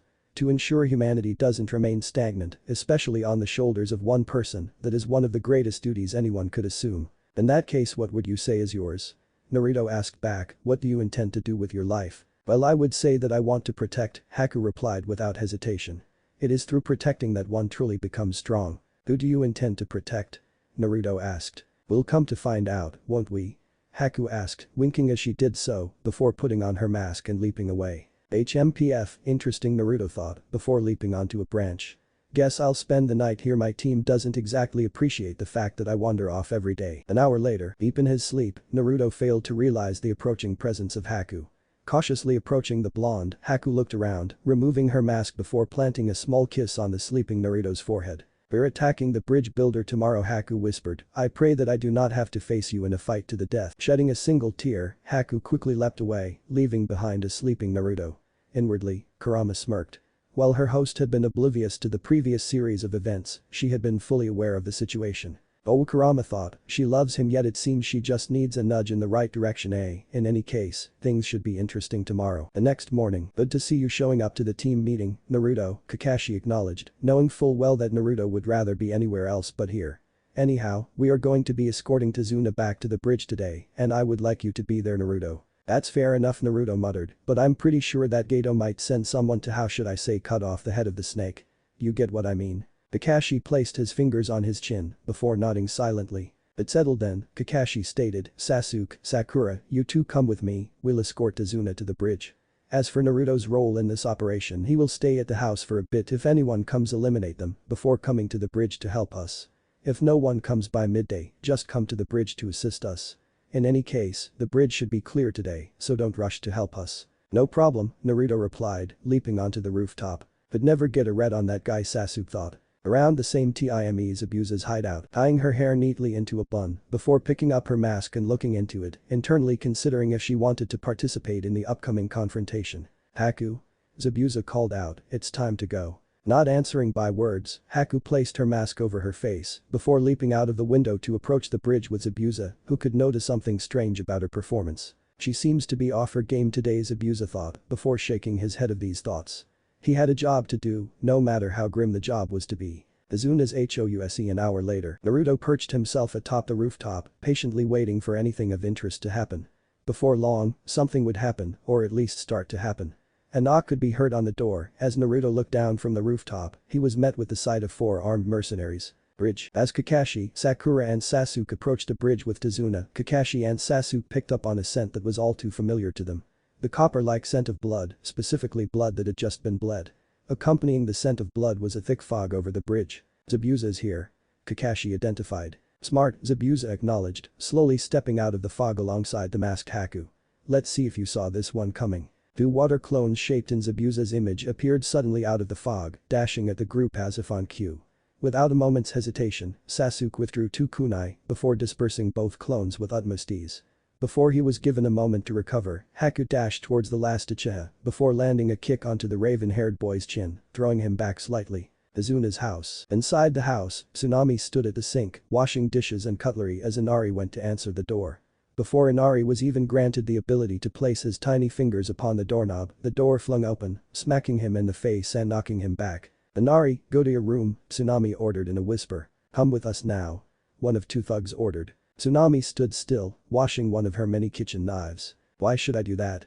Tsunami asked, placing the knife in its holster before moving on to a plate. A smart mouth, huh? Another mercenary asked, slowly approaching the woman. Perhaps we can have some fun with you. Before any of the mercenaries were able to move on their threat, an ear-piercing scream was heard from their right flank. Immediately turning to see what had happened, they were only met with the sight of the dead bodies of one of the mercenaries. What the one mercenary began to ask, only to be cut off. The 2 remaining mercenaries and Tsunami turned to the mercenary, only to notice his mysterious death, especially the utter brutal side of the cutting of his vocal cords. Okay, what is going on? The 3rd mercenary asked, only for him to be cut down by the same mysterious force. Slightly shaken, the mercenary attempted to run out of the door, only to be caught by the arm from the ceiling. Naruto hung upside down from the ceiling, armed with a scalpel. If there's any type of person I utterly despise on this earth, Naruto began to say, before slashing the neck of the mercenary with his scalpel, it would be people who threaten rape. Noticing how his opponent had now fallen limp, Naruto dropped the man's carcass onto the hardwood floor below, before turning to Tsunami. My apologies, Tsunami-san, Naruto began to say, I've caused quite the mess here. It's fine, Naruto-san, Tsunami replied, you saved me a lot of trouble there, I'll clean up from here. Naruto nodded, before vanishing from sight. Bridge, round 2 Kakashi. Zabuza declared, rushing out of the fog with his eyes shut. Sakura. Kakashi yelled. Whatever you do, do not leave Tizuna's side. Too little too late, Zabuza muttered, appearing behind Zabuza. Within seconds, Kakashi dashed towards the swordsman, blocking the oncoming slash with a kunai. I don't suppose you feel the sting of our previous bout. Kakashi mocked. Ha! Zabuza laughed, his eyes remaining shit, save your mockery, the same trick doesn't work on the same person twice. Naruto leapt across branches, considering what approach he should take to counter Zabuza and Haku's later assault. Assuming Kakashi engages Zabuza again, Naruto began to think, I would have to face Haku. Sasuke can't do much against her, let alone Sakura. Wait, Naruto-kun. Kurama yelled, I have a plan. I swear if your plan involves kissing her or something, Naruto began to say, only for Kurama to cut him off. Just shut up and listen. Kurama yelled, remember that substance of which you had no idea what it did. Naruto reached around, before pulling out the vial. Dip your kunai in that. Kurama advised, it should give you an edge. And if it doesn't? Naruto asked, dipping the edges of his kunai with the strange substance. Then you'd better hope you can stand against her, Kurama stated, slowly fading into Naruto's subconscious. Good luck. Welp, Naruto thought, storing the vial in his pocket before continuing his journey. At least I'll get to test what that does. Sasuke vs Haku. Both shinobi clashed in the center of the battleground, Sasuke pushing all of his might onto his kunai strike, while Haku barely broke a sweat, blocking with her senbon, sparks flying as their metallic weapons grinded against each other. He's tough, Sasuke thought, not knowing of Haku's actual gender. Where is Naruto? Haku pondered, her thoughts quickly drifting away from the fight she had been in. Noticing his enemy's lack of focus or interest in the fight, Sasuke threw a punch, only for his fist to be caught by Haku with ease, the ice user smirking under her mask. Letting go of her grip over Sasuke's fist, Haku formed several seals with her free hand. What the Sasuke thought, shocked by the ice user's display, how is he doing this?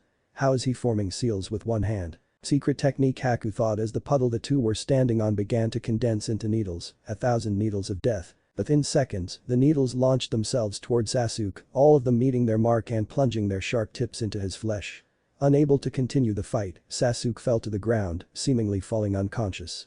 Haku turned away, only to catch a kunai coming up behind her. Turning around, she was met with the sight of an injured Sasuke. That wasn't very wise, Haku muttered in a monotone voice, I'll be sure to punish you for that mistake. Haku stepped backwards, before forming several unique hand seals, causing the water on the ground to condense, before freezing over completely and taking the shape of many crystal mirrors. Impossible, Sasuke thought as Haku backflipped into one of the mirrors before her likeness appeared in all of the mirrors. So on a scale of 1 to 10 came Haku's voice, as all her reflections in the mirror held up their senbon. How fucked are you? What the hell is the talking about? Sasuke thought, not exactly understanding what Haku was intending to do as senbon began to rain down upon him. Cut after cut, Sasuke attempted to dodge or intercept the senbon, all to no avail, as he quickly learned that for every senbon he intercepted or dodged, 5 more would quickly plunge their sharp edges into his flesh. Suddenly, Haku dashed out of the mirror behind Sasuke, tackling him to the ground. Not giving him any time to react, Haku began to repeatedly punch the pinned Sasuke with relentless fury, while blocking every one of Sasuke's attempted strikes. Before she was able to continue, Haku found her arm restrained. You've finally arrived, Haku muttered, looking up at Naruto. This me? Naruto joked, making sure that his teammates had not heard that statement. Very much so, Haku mentally replied, doing well to ensure Naruto's teammates did not know about their meetings, before leaping backwards. You alright, Sasuke? Naruto asked, helping the raven-haired boy up. Do I look alright? Sasuke joked, in all seriousness, do not take him lightly, he's really strong. Take a break, Naruto advised, I'll take it from here. Naruto watched as Sasuke ran to Sakura's side, before turning to Haku. Now then, Naruto began to say, holding up a kunai as the ice user jumped back into a mirror, may I have this dance? Haku faintly blushed under her mask, before holding up a senbon in every mirror. Interesting, Naruto thought, observing each mirror as long as possible, before activating his Sharingan. Before long, senbon began to rain down upon the blonde, just like what had happened to Sasuke prior. Unlike Sasuke's prior situation, Naruto was able to dodge each senbon as they approached him. Keeping himself on the defensive, Naruto leapt next to a mirror before pulling Haku out of the mirror. "What?" Haku exclaimed, leaping up. "How did you do that?" "Within each throwing interval, your arm comes out of the mirror for a few seconds," Naruto explained before ducking under two oncoming senbon. "That would be how I pulled you out of the mirror." Naruto formed a seal. "Anyways, wanna see something interesting?" "Not in particular," Haku replied. "Well, too late," Naruto stated before forming several clones. With a clone facing every one of the mirrors, each formed its seals. Haku watched on as each clone's cheeks puffed up greatly. "Vapor style. Solid fog technique," Naruto stated calmly. Before she had any time to react, Haku watched as each of Naruto's clones exhaled a visible steam-based breath, melting all of her mirrors with what seemed to be utmost ease. Upon the melting of all the mirrors, Naruto turned to Haku as his clones dispelled. "Surrender yet?" Naruto asked. And Haku thought, assuming his technique is based on the heat of his breath. "I got it." "Alright," Haku began to say, pulling 6 senbon from her pockets. "I'll surrender if you can catch me." Before Naruto was able to react, Haku leapt away from the blonde, forcing Naruto to rapidly pursue Haku. Dodging several senbon coming his way, Naruto returned the favor by throwing a laced kunai towards Haku, slashing the ice user in her arm, causing traces of the substance to enter the wound. Something doesn't feel right, Haku thought, placing a hand over her wound. Forest. Tazzing Haku deep into the forest they had met in, Naruto found himself face to face with the ice user, who seemed to begin sweating. Why did it suddenly get so hot? Haku thought, slightly loosening her clothing before removing her mask and throwing it into the ground. End of the line, Naruto. "Nowhere left to run?" Naruto asked. "That's right," Haku started, holding up several senbon. "Well then," Naruto replied with a smirk, "I'll just throw some stuff at you then." "What?" Haku asked in confusion. Without stating another word, Naruto withdrew a vial of fluorandamonic acid which he had created before throwing it at Haku, only for the ice user to break the vial with a senbon mid-air, causing the liquid to pour onto the floor, burning through the ground deep into the earth. That was lucky, Haku thought, preparing a second senbon. Naruto flung another vial at Haku, this time that of the vial of 2,6-diisopropylphenol, of which he had no idea the usage of. Unfortunately for the blonde, the liquid contained within the vial would spill on the floor, wasting itself on the grass below. That was a waste, Naruto thought, pulling out the final vial in which he had earlier dipped his kunai in. "Let's see how you do with this one." Naruto flung the vial towards Haku, this vial getting closer and closer to Haku's face, before the ice user destroyed the vial with a senbon, only for the puddle of liquid to fall to the ground, with some drops landing on her face. Wiping the drops off of her face, Haku began to sweat more and more as she unintentionally inhaled the fumes emerging from the strange substance. "I can't take this any more," Haku thought, her mind drawing several blanks as she did so, turning her gaze fully towards Naruto. Just as Naruto was going to pull another vial from his pocket, Haku lunged at Naruto, tacking the blonde to the ground. Naruto quickly found himself staring straight into the ice user's eyes, only realizing what was truly happening to his adversary. "Damn it, Kurama-chan," Naruto thought, reluctantly dropping his vials of chemicals.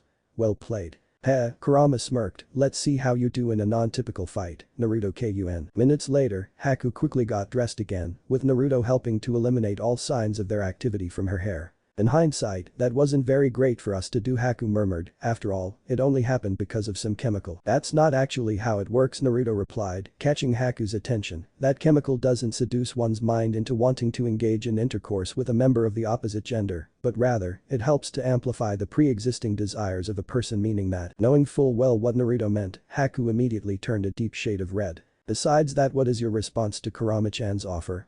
Naruto asked. "Well," Haku began to say, placing a hand on Naruto's face, "as long as it's with you, I'll be willing to share with anyone." "That's great," Naruto replied, "we should get going now, we're running rather late." Haku nodded before the two leapt back towards the bridge. Well then, Kurama thought, that was an interesting series of events. Naruto and Haku, as the two recent lovers were leaping back towards the bridge, both couldn't help but blush upon thinking about the activity they had just prior taken part in.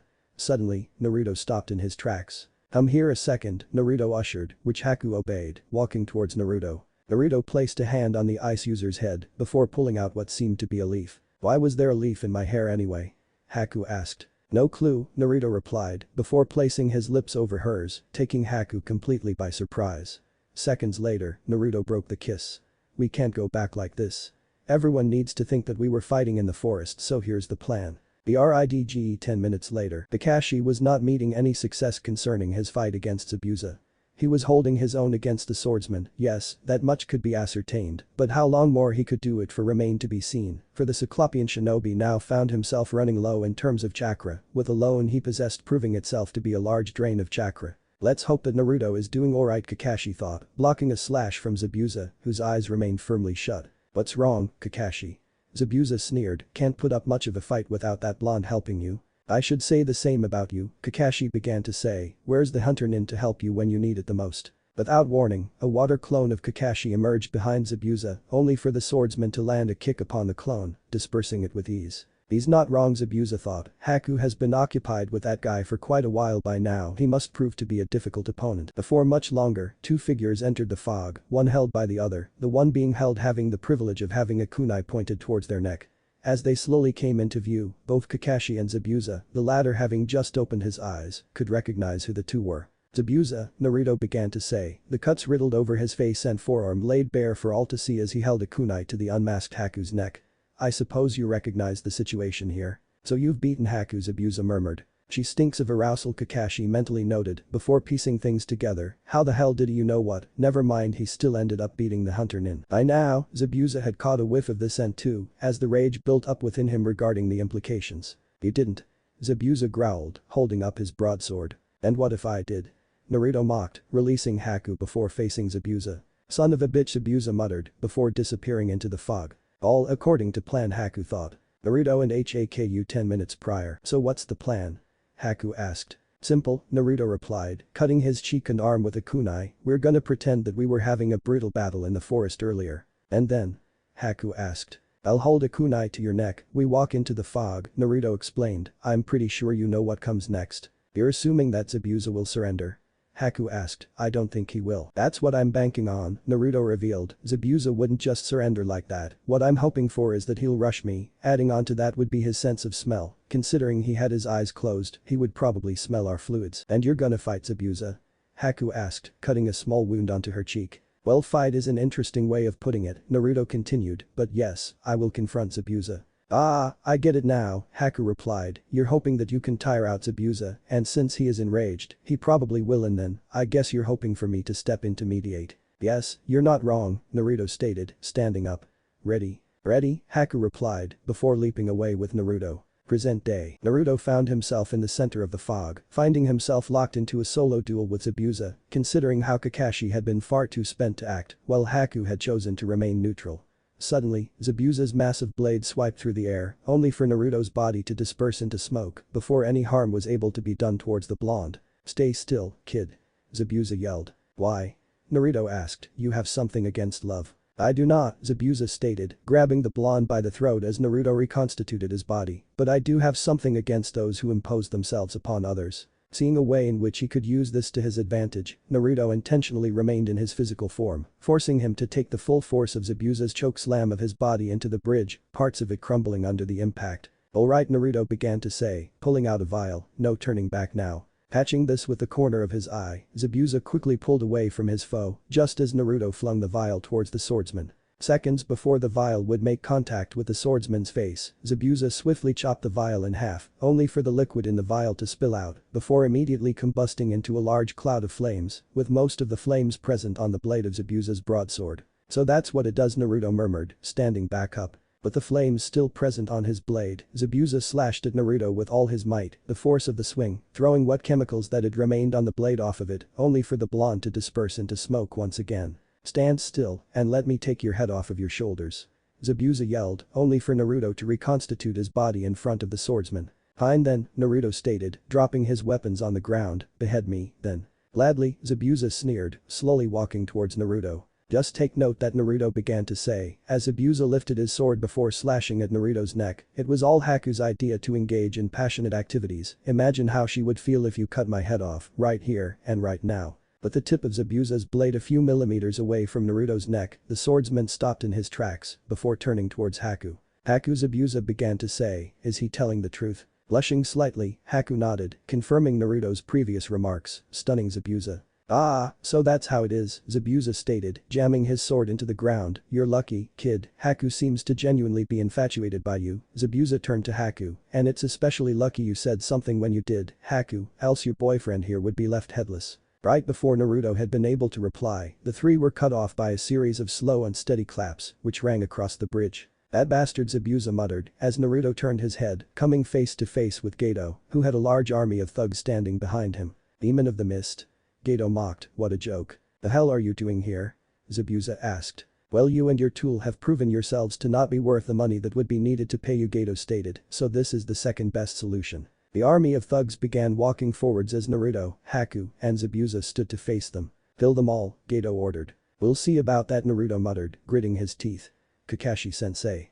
You still have anything left in you?" "I'll do my best," Kakashi assured, stepping forwards. "You won't court-martial me if I say," Naruto began to say, "left no prisoners." "Not the time." Kakashi remarked, although it is good that he is starting to joke around. Naruto sighed, before stepping forward slowly, those slow steps quickly speeding up. Upon approaching the group of mercenaries, Naruto leaped forwards, using the head of one mercenary as a platform, before landing a punch onto another mercenary, knocking both out cold. Suddenly, a mercenary brought down a pipe over Naruto's back, only for the blonde to block with his forearm, snapping the pipe in half. "He's good at this," Haku thought, launching a senbon into the skull of one of the mercenaries. Upon his breaking of the pipe in half, Naruto quickly pulled his arm back, before throwing a punch into the face of the assailant, knocking several teeth out of the man's mouth. Seconds before several blades could bring down their slashes upon him, Naruto threw a smoke grenade on the ground he stood on, allowing him to disappear, while also stunning the three mercenaries at the same time. "I may not use kunai," Naruto thought, before pulling out two scalpels, "but I know damn well these are much sharper." Appearing behind one of the mercenaries, an ear-piercing scream could be heard as Naruto slashed at the tendons of the mercenary, causing him to lose his footing before the blonde vanished once again. Before anyone was aware of what was going on, Naruto appeared behind another mercenary, before plunging both scalpels into the flesh between the man's scapula and clavicle, causing him to fall to the ground in pain. Suddenly, the third mercenary emerged from the smoke, attempting to grab the blonde, only for Naruto to plunge a scalpel into the man's palm, before backflipping and kicking the man, knocking him out. But the surgeon's precision no less, Kakashi mentally observed, backhanding a mercenary. 10 minutes later, only two mercenaries stood in Naruto's way, both of which shook upon seeing the battle-worn blonde. Naruto walked towards the two, literally licking his wounds as he readied a new pair of scalpels. Before any of the mercenaries were able to react, Naruto's movement sped up into a blur, before two long cuts were dealt to the two mercenaries, incapacitating both of them, leading Naruto to come face to face with Gato, who stumbled in fear. "Wait." Gato yelled moments before Naruto plunged a scalpel into the man's throat. "Don't kill me. I'll do anything. I'll give you anything. Go on," Naruto stated, pulling a vial from his trench coat before plunging the two scalpels into the lowlife's ankles, immobilizing him. "Please." Gato pleaded, "I'll give you money. Women. Power." "Not interested," Naruto replied nonchalantly, before spilling the contents of the vial onto Gato's face, the acidic liquid immediately melting past the man's skin and skull, ending his life within seconds. Standing up, Naruto turned around as Zabuza approached him. "Nice work, kid," Zabuza acknowledged. "I have a request to ask of you." "You want me to take Haku with me?" Naruto asked. "I want you to take," Zabuza began to say before cutting himself off. "How did you?" "I have a rather observant pair of eyes, Zabuza-san," Naruto replied in a non-condescending manner. "I can tell that you are a battle-hardened shinobi, one who wouldn't hesitate to kill." This contrasts Haku greatly, seeing as how she seems to throw up just on the thought alone. Your tone also gives away your request, that of a father figure, one who wants his child to have a better life. Zabuza was stunned. Within seconds, this boy who seemed not much older than Haku managed to decipher his entire plan. Perhaps Haku did choose well, Zabuza thought. Well played, although there was one thing you didn't manage to guess. It was Haku who had suggested the idea. "Really?" Naruto asked. "Well, yeah," Haku murmured, a blush forming on her face. "I can't think of life now where I am apart from you, Naruto-kun. Take care of her for me, kid," Zabuza requested. "Keep her safe, and if things go well, we may meet each other again soon hopefully. By then, you don't use such strange tactics to best others in combat." 2 weeks later Konoha. "So," Harisen began to say, attempting to wrap his head around the report Kakashi had just given him, "You're saying that the bridge was completed, that the two shinobi who originally were out to get Tizuna were befriended, with one of them wanting to join the village and live with Naruto, and that the mission turned out to be an A rank mission." "That's right," Kakashi confirmed. "Anything else?" Harisen asked. "What about individual reports?" "Well, starting with Sakura, I'd say that she was very capable of completing the chakra control task, while showing minor improvements in terms of combat ability. With Sasuke, he showed exceptional selflessness, as well as admirable combat abilities, while being able to perform strategically in a fight," Kakashi began to explain, although Naruto overshadowed both of them in this mission. He showed remarkable combat abilities, a brilliant strategic mind, as well as some sort of instinctual call to action, as if this mission would be his last. Most impressive, Harisen acknowledged. Well then, a job well done, Kakashi, you and your team have earned yourselves a well-deserved rest. Naruto and Haku. Now, this situation may be awkward unless we can get a second bed, Naruto mentioned as the two entered his apartment. Can't we share a bed? Haku asked. Well, that's not an option, Naruto replied, pointing towards his bed. It's too small, and I've already tried that before, it was not fun. Speaking of which, where is your other mate you mentioned? Haku asked. Behind you, since the moment you came in, Naruto stated. Haku turned around, only for Anko to lunge at the ice user, trapping Haku in a tight hug, while taking the opportunity to grope the girl. You're so cute. Anko remarked, my name's Anko, I take it that you're joining our large family. Now, Anko, Naruto stated, she needs oxygen to breathe. Oops, sorry about that, Anko replied, letting go of Haku, I take it that you're the same age as Naruto. Yes. Haku replied, not knowing how Anko would reply. That's fresh, Anko remarked, both me and Kurama-chan are older than Naruto-kun. Speaking of which, what is your name? Haku, Hakuyuki, Haku stated. Now, if you don't mind, Anko-chan, Naruto interjected, we're leaving to get a bed for Haku while also showing her around the village. No problem. Anko stated, have fun. But make sure you two don't go fucking in the streets. Naruto and Haku both blushed before leaving their shared apartment. Naruto apartment midnight. Awakening in the middle of the night, Naruto found the bed he was lying in cold, incredibly cold. Turning to his right, Naruto saw how the sudden introduction of a low temperature did not interrupt the sleeping Haku in the slightest. Well, can't say that I couldn't see that one coming, Naruto thought, getting out of their shared bed. You alright, Naruto-kun? Kurama asked, lightly yawning. I'm fine, Kurama-chan, Naruto replied, I will need to investigate the sudden drop in temperature, though. Maybe Haku-chan could explain. Kurama suggested, she does seem to be unaffected, after all. Well, it is highly unlikely that she could provide any logical answer, Naruto began to say, she just so happens to use ice chakra and comes from a family of ice users. Didn't think that statement through, my apologies. It's alright, Naruto-kun, Kurama replied, now if you don't mind, I'll go back to sleep now. Naruto nodded, before slowly walking towards the sleeping Haku. Without making a single noise, Naruto gently placed a hand over her forehead in an attempt to detect the amount of heat that her body produced, only to realize how cold her forehead was. Wait, her body felt warm when Naruto began to think, well, when she was conscious, her body feels warm, that would mean that she subconsciously produces this cold energy, but I assume the rapid burning and breaking down of glucose and other nutrients in her body make it so that it heats up, which would mean that she's probably the one that produced this cold environment. Humming to his conclusion, Naruto tapped Haku on the shoulder, prompting the ice user to slowly open her sleepy eyes. Is it morning already? Haku muttered. No, it just hit midnight, Naruto replied, probably would be considered morning if we both joined some sort of death cult, Naruto joked, getting a chuckle from Haku, but that would just be illogical. Somewhere, in an alternate universe, sleeping in the same bed with Sakura and Anko, Naruto suddenly awoke from his slumber, before sneezing repeatedly. You alright, Foxy-kun?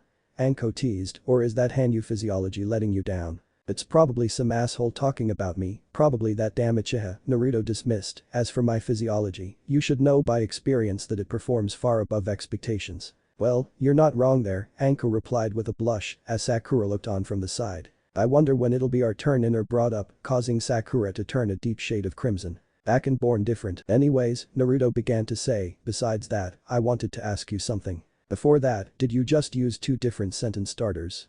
Haku asked. What? Naruto asked back. Well, usually we start sentences with just one, either just anyways or besides that, Haku began to explain, so I just got confused on why you used two. Well, I never exactly learned how to communicate properly with other people, Naruto replied. Anyways, do you exert a cold temperature when sleeping? Pardon? Haku asked in a bewildered tone. It's just that I'm pretty sure your body subconsciously produces some sort of cold energy, which might be an effect of your unique chakra working constantly. Naruto began to give his hypothesis, which could essentially be explained as a reflex action or an involuntary action that's exclusive to you. Okay, that's cool and all, Haku began to say, but could you use simpler terms to explain? Well, first of all, that's not an explanation, that's a hypothesis, Naruto began to say. Secondly, I'm not done yet. Wait, what? Haku asked. Essentially, hormones in your body react to some sort of chemical reaction, which may be a result of the breaking down of excess ice chakra in your body, Naruto continued. Your body does produce heat, as for how I know, well we both know how I know, but essentially, your body produces more heat when you're conscious due to the breakdown of chemicals like glucose to provide your body with enough energy. Before Naruto was allowed to finish, Haku placed her lips over his, before flipping him onto their bed. Will that shut you up, Naruto-kun? Haku asked with a smirk. Naruto smirked in response, before dispersing into smoke and reconstituting his body above Haku, pinning her onto their bed. Wouldn't try that again, Haku-chan, Naruto replied. Anko-chan already tried that once, and it didn't work before. Haku flicked her hair backward, before biting her lip. What are you going to do now? Haku asked. Keep me in this position. Wouldn't you like to know? Naruto asked back, as he brought his face up to hers. Getting frisky now, are we? Came Anko's voice, preventing both teenagers from escalating the situation, at midnight no less. Would you like to join?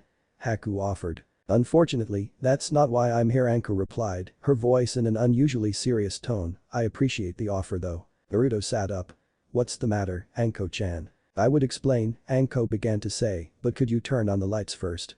I can't see anything. Oh wait, Naruto replied, standing up and turning on the lights. My apologies for that. Now, what do you need? I've always wanted to know, Anko began to say as she pointed towards the marking on the left side of her neck. Could you do anything about this? What the hell is that? Haku asked. The cursed seal of heaven, Naruto replied. It was applied by Orochimaru. Naruto continued, spitting the name of the snake Sannin, venom clear in his tone. It grants the user great power. Well, it's opposed to anyways, but it comes at the cost of the user's psyche and being at the mercy of Orochimaru. So, could you remove it? Anko asked. I'll do my best, Naruto assured, walking towards his work table and picking up a modified microscope. Could you sit here for a bit? Anko nodded, before making her way towards the work table and taking a seat next to it. Naruto placed the objective lens of his modified microscope onto one of the tomo of Anko's cursed seal, scribbling down multiple notes on his notebook. Naruto analyzed the tomo and the skin under it, taking note of the seemingly altered skin and the lack of any hairs on it. So the mark changed the skin it's on, Naruto thought, not turning his eyes away from the microscope as he spoke up. You once told me that it spreads across your body when you use it, right? Naruto asked, receiving a nod from Anko. Now, this may be a little much, and you can choose not to do it, but could you activate it only on your left arm? I know it sounds strange, but I believe if you focus, it will only spread on your left arm. With clear hesitation, Anko nodded, channeling her chakra across her left arm and through the cursed seal. To her complete surprise, the cursed mark only spread across her left arm. So that's how it works, Naruto thought, placing the microscope on a part of the newly spread cursed seal, noting the altered structure of Anko's skin. You can deactivate it now. So, what have you concluded? Anko asked hurriedly, deactivating the cursed seal as she did. Well, believe it or not, Naruto replied, I believe it's a cellular thing. What? Anko asked in disbelief. Did you just make that up? Haku asked. No, that's my hypothesis for now, Naruto began to say. There's only one way to find out. Naruto picked up a needle, before piercing Anko's right shoulder and extracting parts of Anko's blood from it. Setting that sample aside, Naruto did the same to the back of the left side of her neck, where her cursed seal resided, extracting another sample of blood from it. I'll take a look at it, Naruto replied. Haku-chan, you should go back to sleep. Anko-chan, you could stay the night, I suppose. Of course, I will, Anko replied. Haku-chan and I are gonna have the most wonderful time together. Wait, what? Haku began to ask, only for her to be dragged to her and Naruto's shared bed by Anko. Naruto sighed at his partner's antics, before turning back towards his work table. Placing a drop of the blood sample obtained from Anko's right shoulder, Naruto analyzed the cells within the drop of blood, perfectly seeing the white blood cells, as well as the red blood cells, and the platelets spread among them in a smear. Jotting his results down on a piece of paper, Naruto turned to his second microscope, before placing his eyes on the lens to analyze the second sample of Anko's blood. What the Naruto muttered under his breath. Closing one eye, Naruto could see the actual extent of the cursed seal's alterations on Anko's cells. Instead of the regular colorless state of the white blood cells that only his Sharingan allow him to see, the white blood cells from this particular sample of blood had been colored black, and while the red blood cells remained red, the platelets had been completely removed and replaced with another substance. Fascinating, Naruto thought, before raising an arm. Anko-chan. Could you come here for a second? Anko came to Naruto's side, pressing her bare chest against Naruto's back. Yes? Anko asked. Could you place your finger onto this sample of blood and let your chakra flow through it? Naruto requested. Slightly confused, Anko placed her finger onto the blood sample, before releasing her chakra into it as the blonde had instructed. Naruto squinted, analyzing the movements of the cells he had predicted. To his surprise, the cells showed no change at all. "Hold on," Naruto asked, lifting Anko's finger before dropping a drop of the other blood sample. "Could you do it again?" Anko nodded as Naruto placed his eye back on the lens, right as Anko allowed her chakra to flow through the mixture of the blood samples. Naruto gasped as the infected white blood cells began to infect and pollute the unaffected white blood cells before the platelets on the unaffected red blood cells began to blacken. "Fascinating," Naruto muttered, "you can stop now." Anko lifted her finger, cutting the flow of her chakra to the mixture of blood. Naruto looked on as the altered white blood cells began to revert to a form of normalcy and the devoured platelets began to reappear, with only the white blood cells from the affected sample of blood remaining blackened. "I get it now," Naruto stated, lifting his head before turning to Anko. "Why are you naked?" "Well, Anko began to explain, a blush clear on her face. "Haku-chan and I were having some fun, then she passed out, and then you called me over here." "This is a strange situation," Naruto muttered. "Anyways, I found a scientific explanation for how the cursed seal spreads.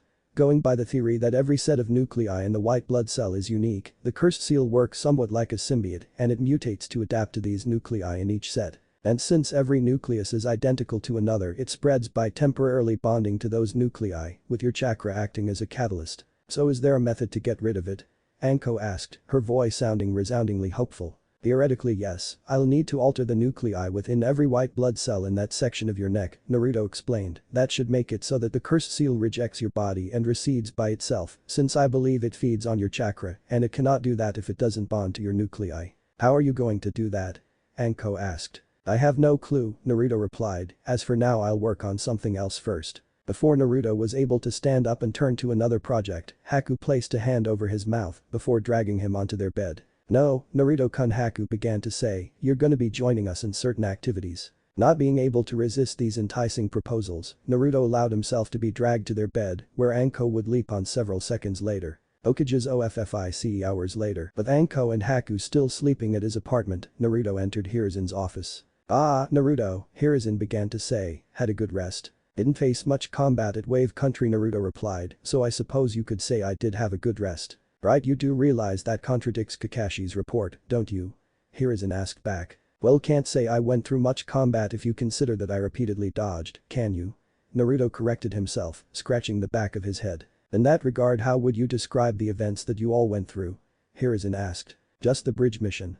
Naruto asked back. "Yes, just the bridge mission," Harisen confirmed. "Well, Sakura still hates me, no surprise there, nor do I much care about it, but she did stick to the task and protect Azuna at all times, even patching up Sasuke when he got injured." Naruto began to explain. "Onto Sasuke next, from what Haku-chan told me, he put up a decent fight against her before she used her ice mirrors and then got beaten up pretty badly when Haku-chan used her mirrors, but I did hear that he activated his Sharingan in the fight." "Interesting, and it does coincide with Kakashi's report," Harisen murmured. "How well would you say you did?" "Alright, I suppose," Naruto replied. "According to Kakashi's report, you defeated Haku and held your own against one of the 7 ninja swordsmen of the mist."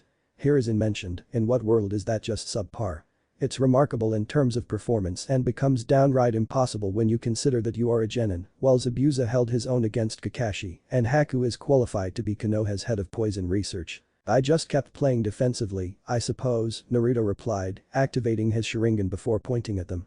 "I mainly used these and I kept using the Aburi clan's ability to dodge. I beat Haku-chan that way, and now we're in this strange relationship." "I see," Harisen muttered. "Anyways, what brings you here today?" "I wanted to request a larger house to live in," Naruto requested, "so I thought you could help out." "I always could've, you just had to ask," Harisen replied, before standing up and walking towards the door. "I'll take you around a district. Hours, Later Hokage's office." "Thank you, Hokage-sama," Naruto thanked, bowing slightly. "Considering the things you've endured growing up, things that I could have done to improve it," Harisen began to say, "it's the least I can do." Naruto nodded before leaving the office. Walking for a bit, Naruto came upon 2 unusual figures in Konoha's streets near the entrance. The female was a girl with sandy blonde hair tied into 4 consecutive pigtails, one who wore a light purple garment that only exposed her shoulders. The male was a boy around Naruto's age, one who wore a baggy black one-piece suit while bearing purple makeup on his face. Fully contemptuous of leaving the 2 alone, these original ideas were quickly scraped in Naruto's mind the moment the blonde noticed the young boy being held by the collar by the foreign boy. "Help me," Konohamaru pleaded. "I don't know, Konohamaru," Naruto replied. "How did you get into this position?" "I'll tell you." The foreigner yelled, "This brat bumped into me." "Kankuro, that's enough," the girl advised. "I'll decide when it's enough, Temari," Kankuro replied. Did you bump into him, Konohamaru? Naruto asked. I did, Konohamaru admitted.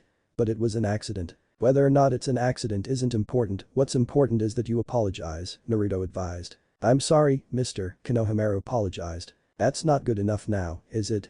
Kankuro asked, lifting Konohamaru into the air while clenching his open fist. Before Kankuro was able to land his punch, a scream could be heard.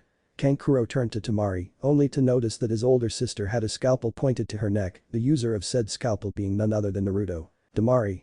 Kankuro yelled, dropping Konohamaru. Your move, Naruto stated, raising the scalpel to Temari's face. Would be a real shame for this pretty face to be sliced off, wouldn't it? You wouldn't dare.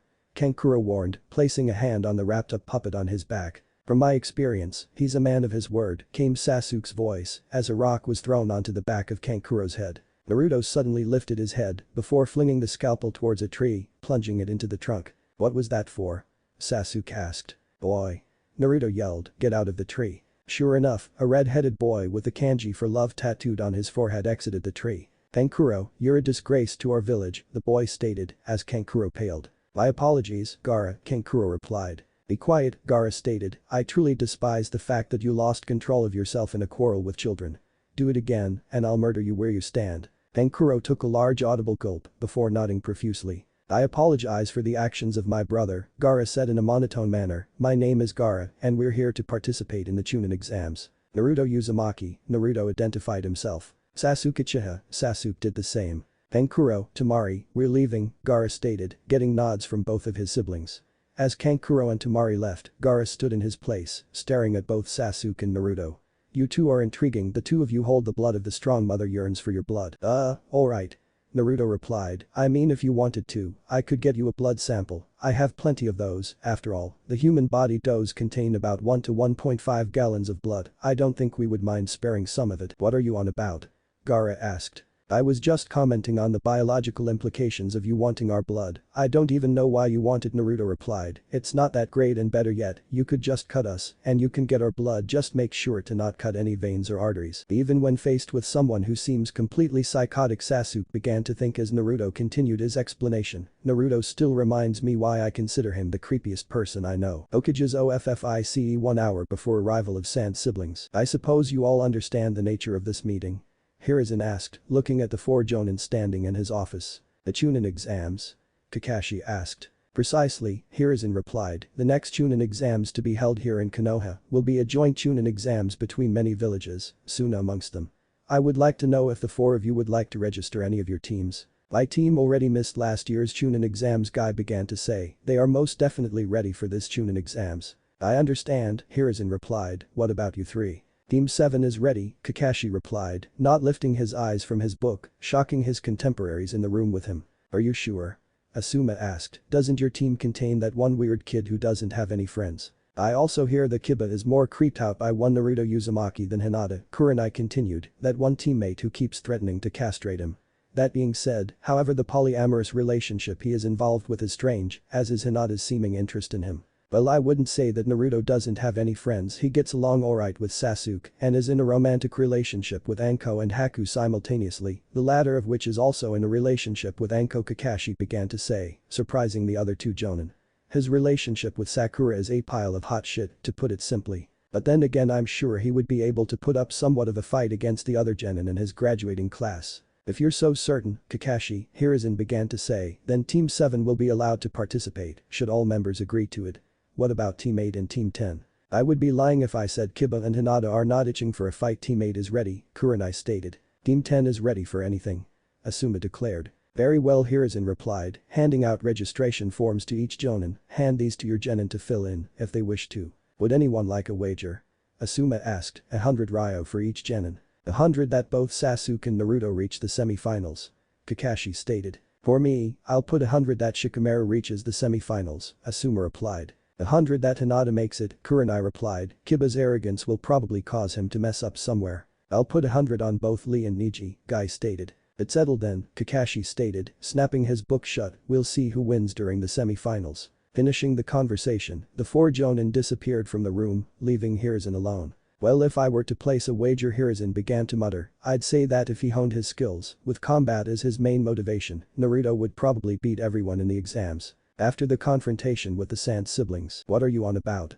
Gaara asked. I was just commenting on the biological implications of you wanting our blood. I don't even know why you want it, Naruto replied. It's not that great, and better yet, you could just cut us and you can get our blood. Just make sure to not cut any veins or arteries. Even when faced with someone who seems completely psychotic, Sasuke began to think as Naruto continued his explanation. Naruto still reminds me why I consider him the creepiest person I know. Gaara held up his hand, halting Naruto's lengthy explanation. Enough, Gaara stated, no matter what you preach now, mother will have your blood soon enough. Finishing his statement, the red-headed shinobi turned to leave, leaving Naruto and Sasuke standing at the village square. Kakashi-sensei wanted to talk to us, Sasuke stated. He and Sakura are waiting at training ground 7. For the Chunin exams? Naruto asked. Probably, Sasuke replied, wouldn't be surprised if he just wanted to mess with us. Sounds probable, Naruto replied, before heading towards the training ground alongside Sasuke. Training ground 7. Upon his and Sasuke's arrival at the training ground, Naruto immediately noticed an uncharacteristically patiently waiting Sakura, while Kakashi continued the reading of his orange book. Upon noticing the arrival of the other two genin on his team, Kakashi immediately snapped his book shut before turning towards the two. Had a nice break, Naruto? Kakashi asked. It was an alright one, although, why did you exaggerate my feats in your report? Naruto asked. Why did you downplay yours?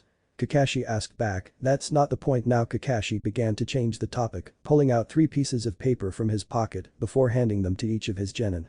These are forms for the Chunin exams, as you could probably tell. The 3 genin stared at the forms for a few seconds before turning back to Kakashi. Again, you do not necessarily have to join the exams, Kakashi muttered. I'll leave the choice to you 3. If you do choose to join, however, the registrations and the first stage of the exams will both be held at the academy. Finishing his statement, Kakashi disappeared in a whirl of leaves, leaving behind the 3 genin. You in? Sasuke asked, turning to Naruto. Why not? Naruto replied. Got nothing better to do. I may be able to run some tests on the way. What about you? Sasuke asked, turning toward Sakura. Well, I'm not too sure, Sakura replied, uncertainty in her voice. If you don't want to, Naruto began to say, you could sit it out, Sasuke, and I will just go ahead. Getting an idea from this, Sasuke spoke up. Couldn't you just get Haku to fill in Sakura's place?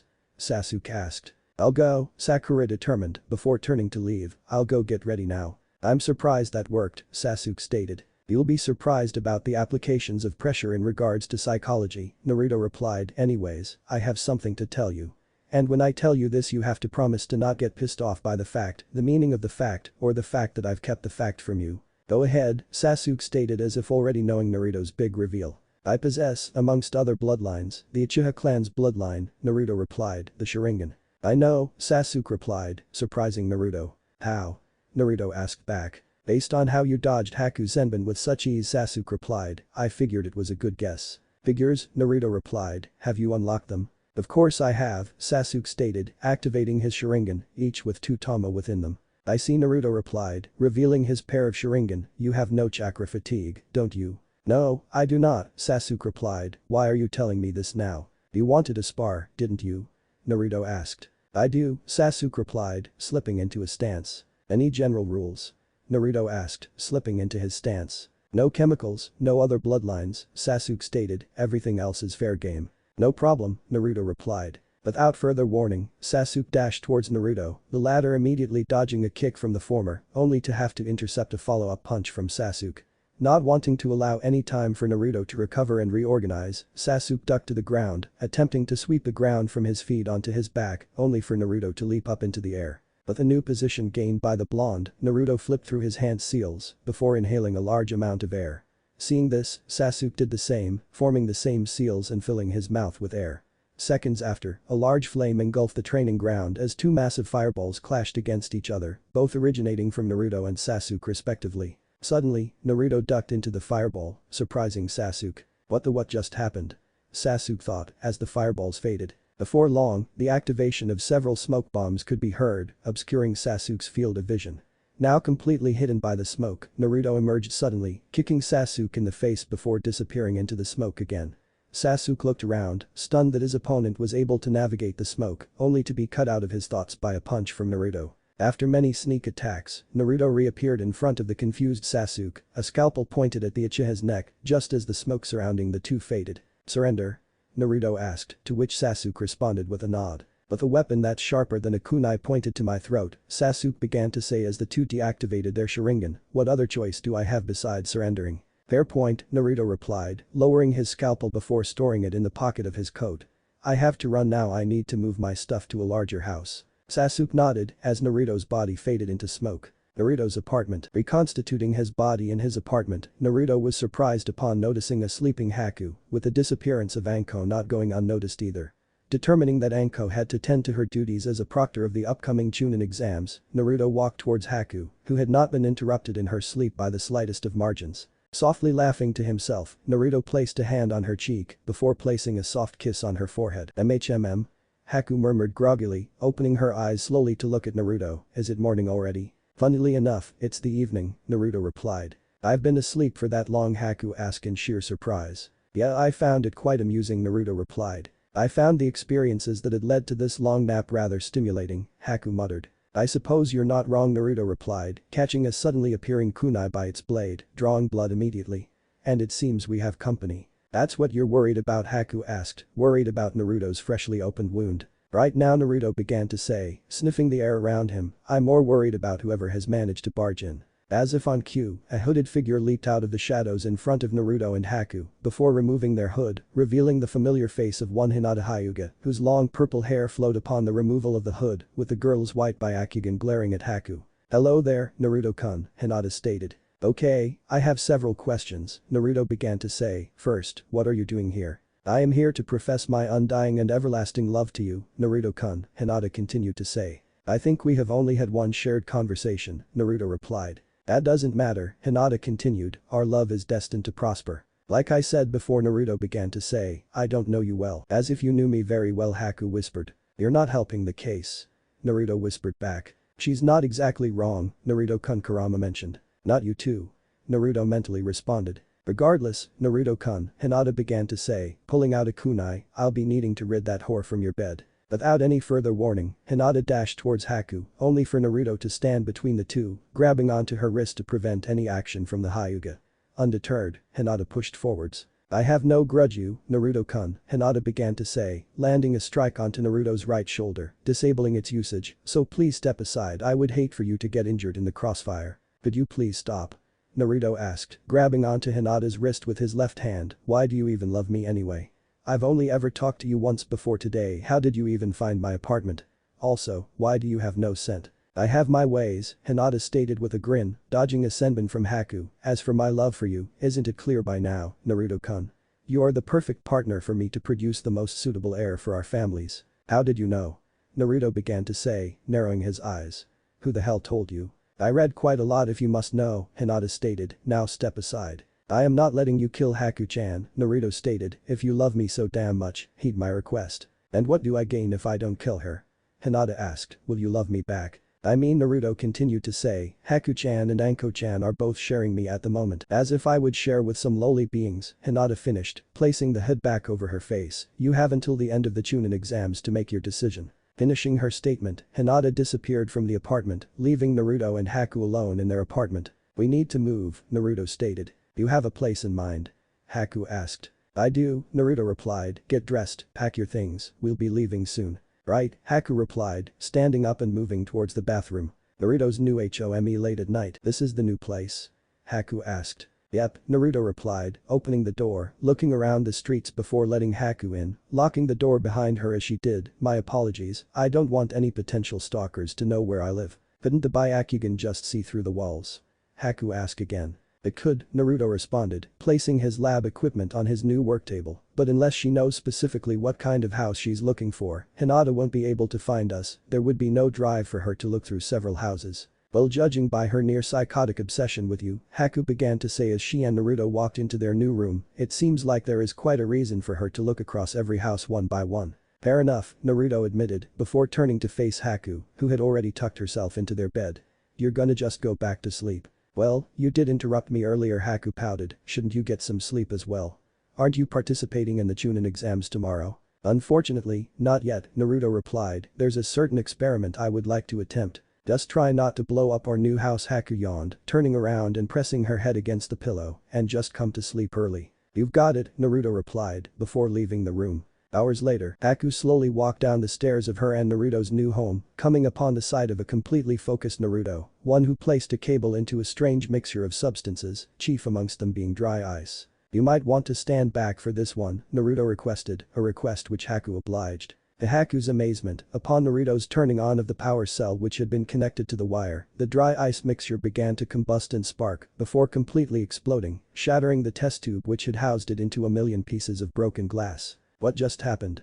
Haku asked, standing back up from her recovery from the shock. "I think," Naruto began to say, removing the safety goggles from his eyes and looking at the absence of the dry ice, "I think I just accomplished the impossible." "Well, that's interesting," Haku admitted before pulling on Naruto's sleeve. "Now go to bed or I'll tell Anko you've been up late on the night before your exams." Heeding this threat, Naruto obliged, following Haku to their shared bedroom. What if Prodigy Naruto Inheritance revealed harem? Thanks for watching my video till the end. If you enjoy this content, then do consider subscribing to my channel and leave a like if you guys need the next part, comment down, and thanks for watching the video and see you guys in the next video.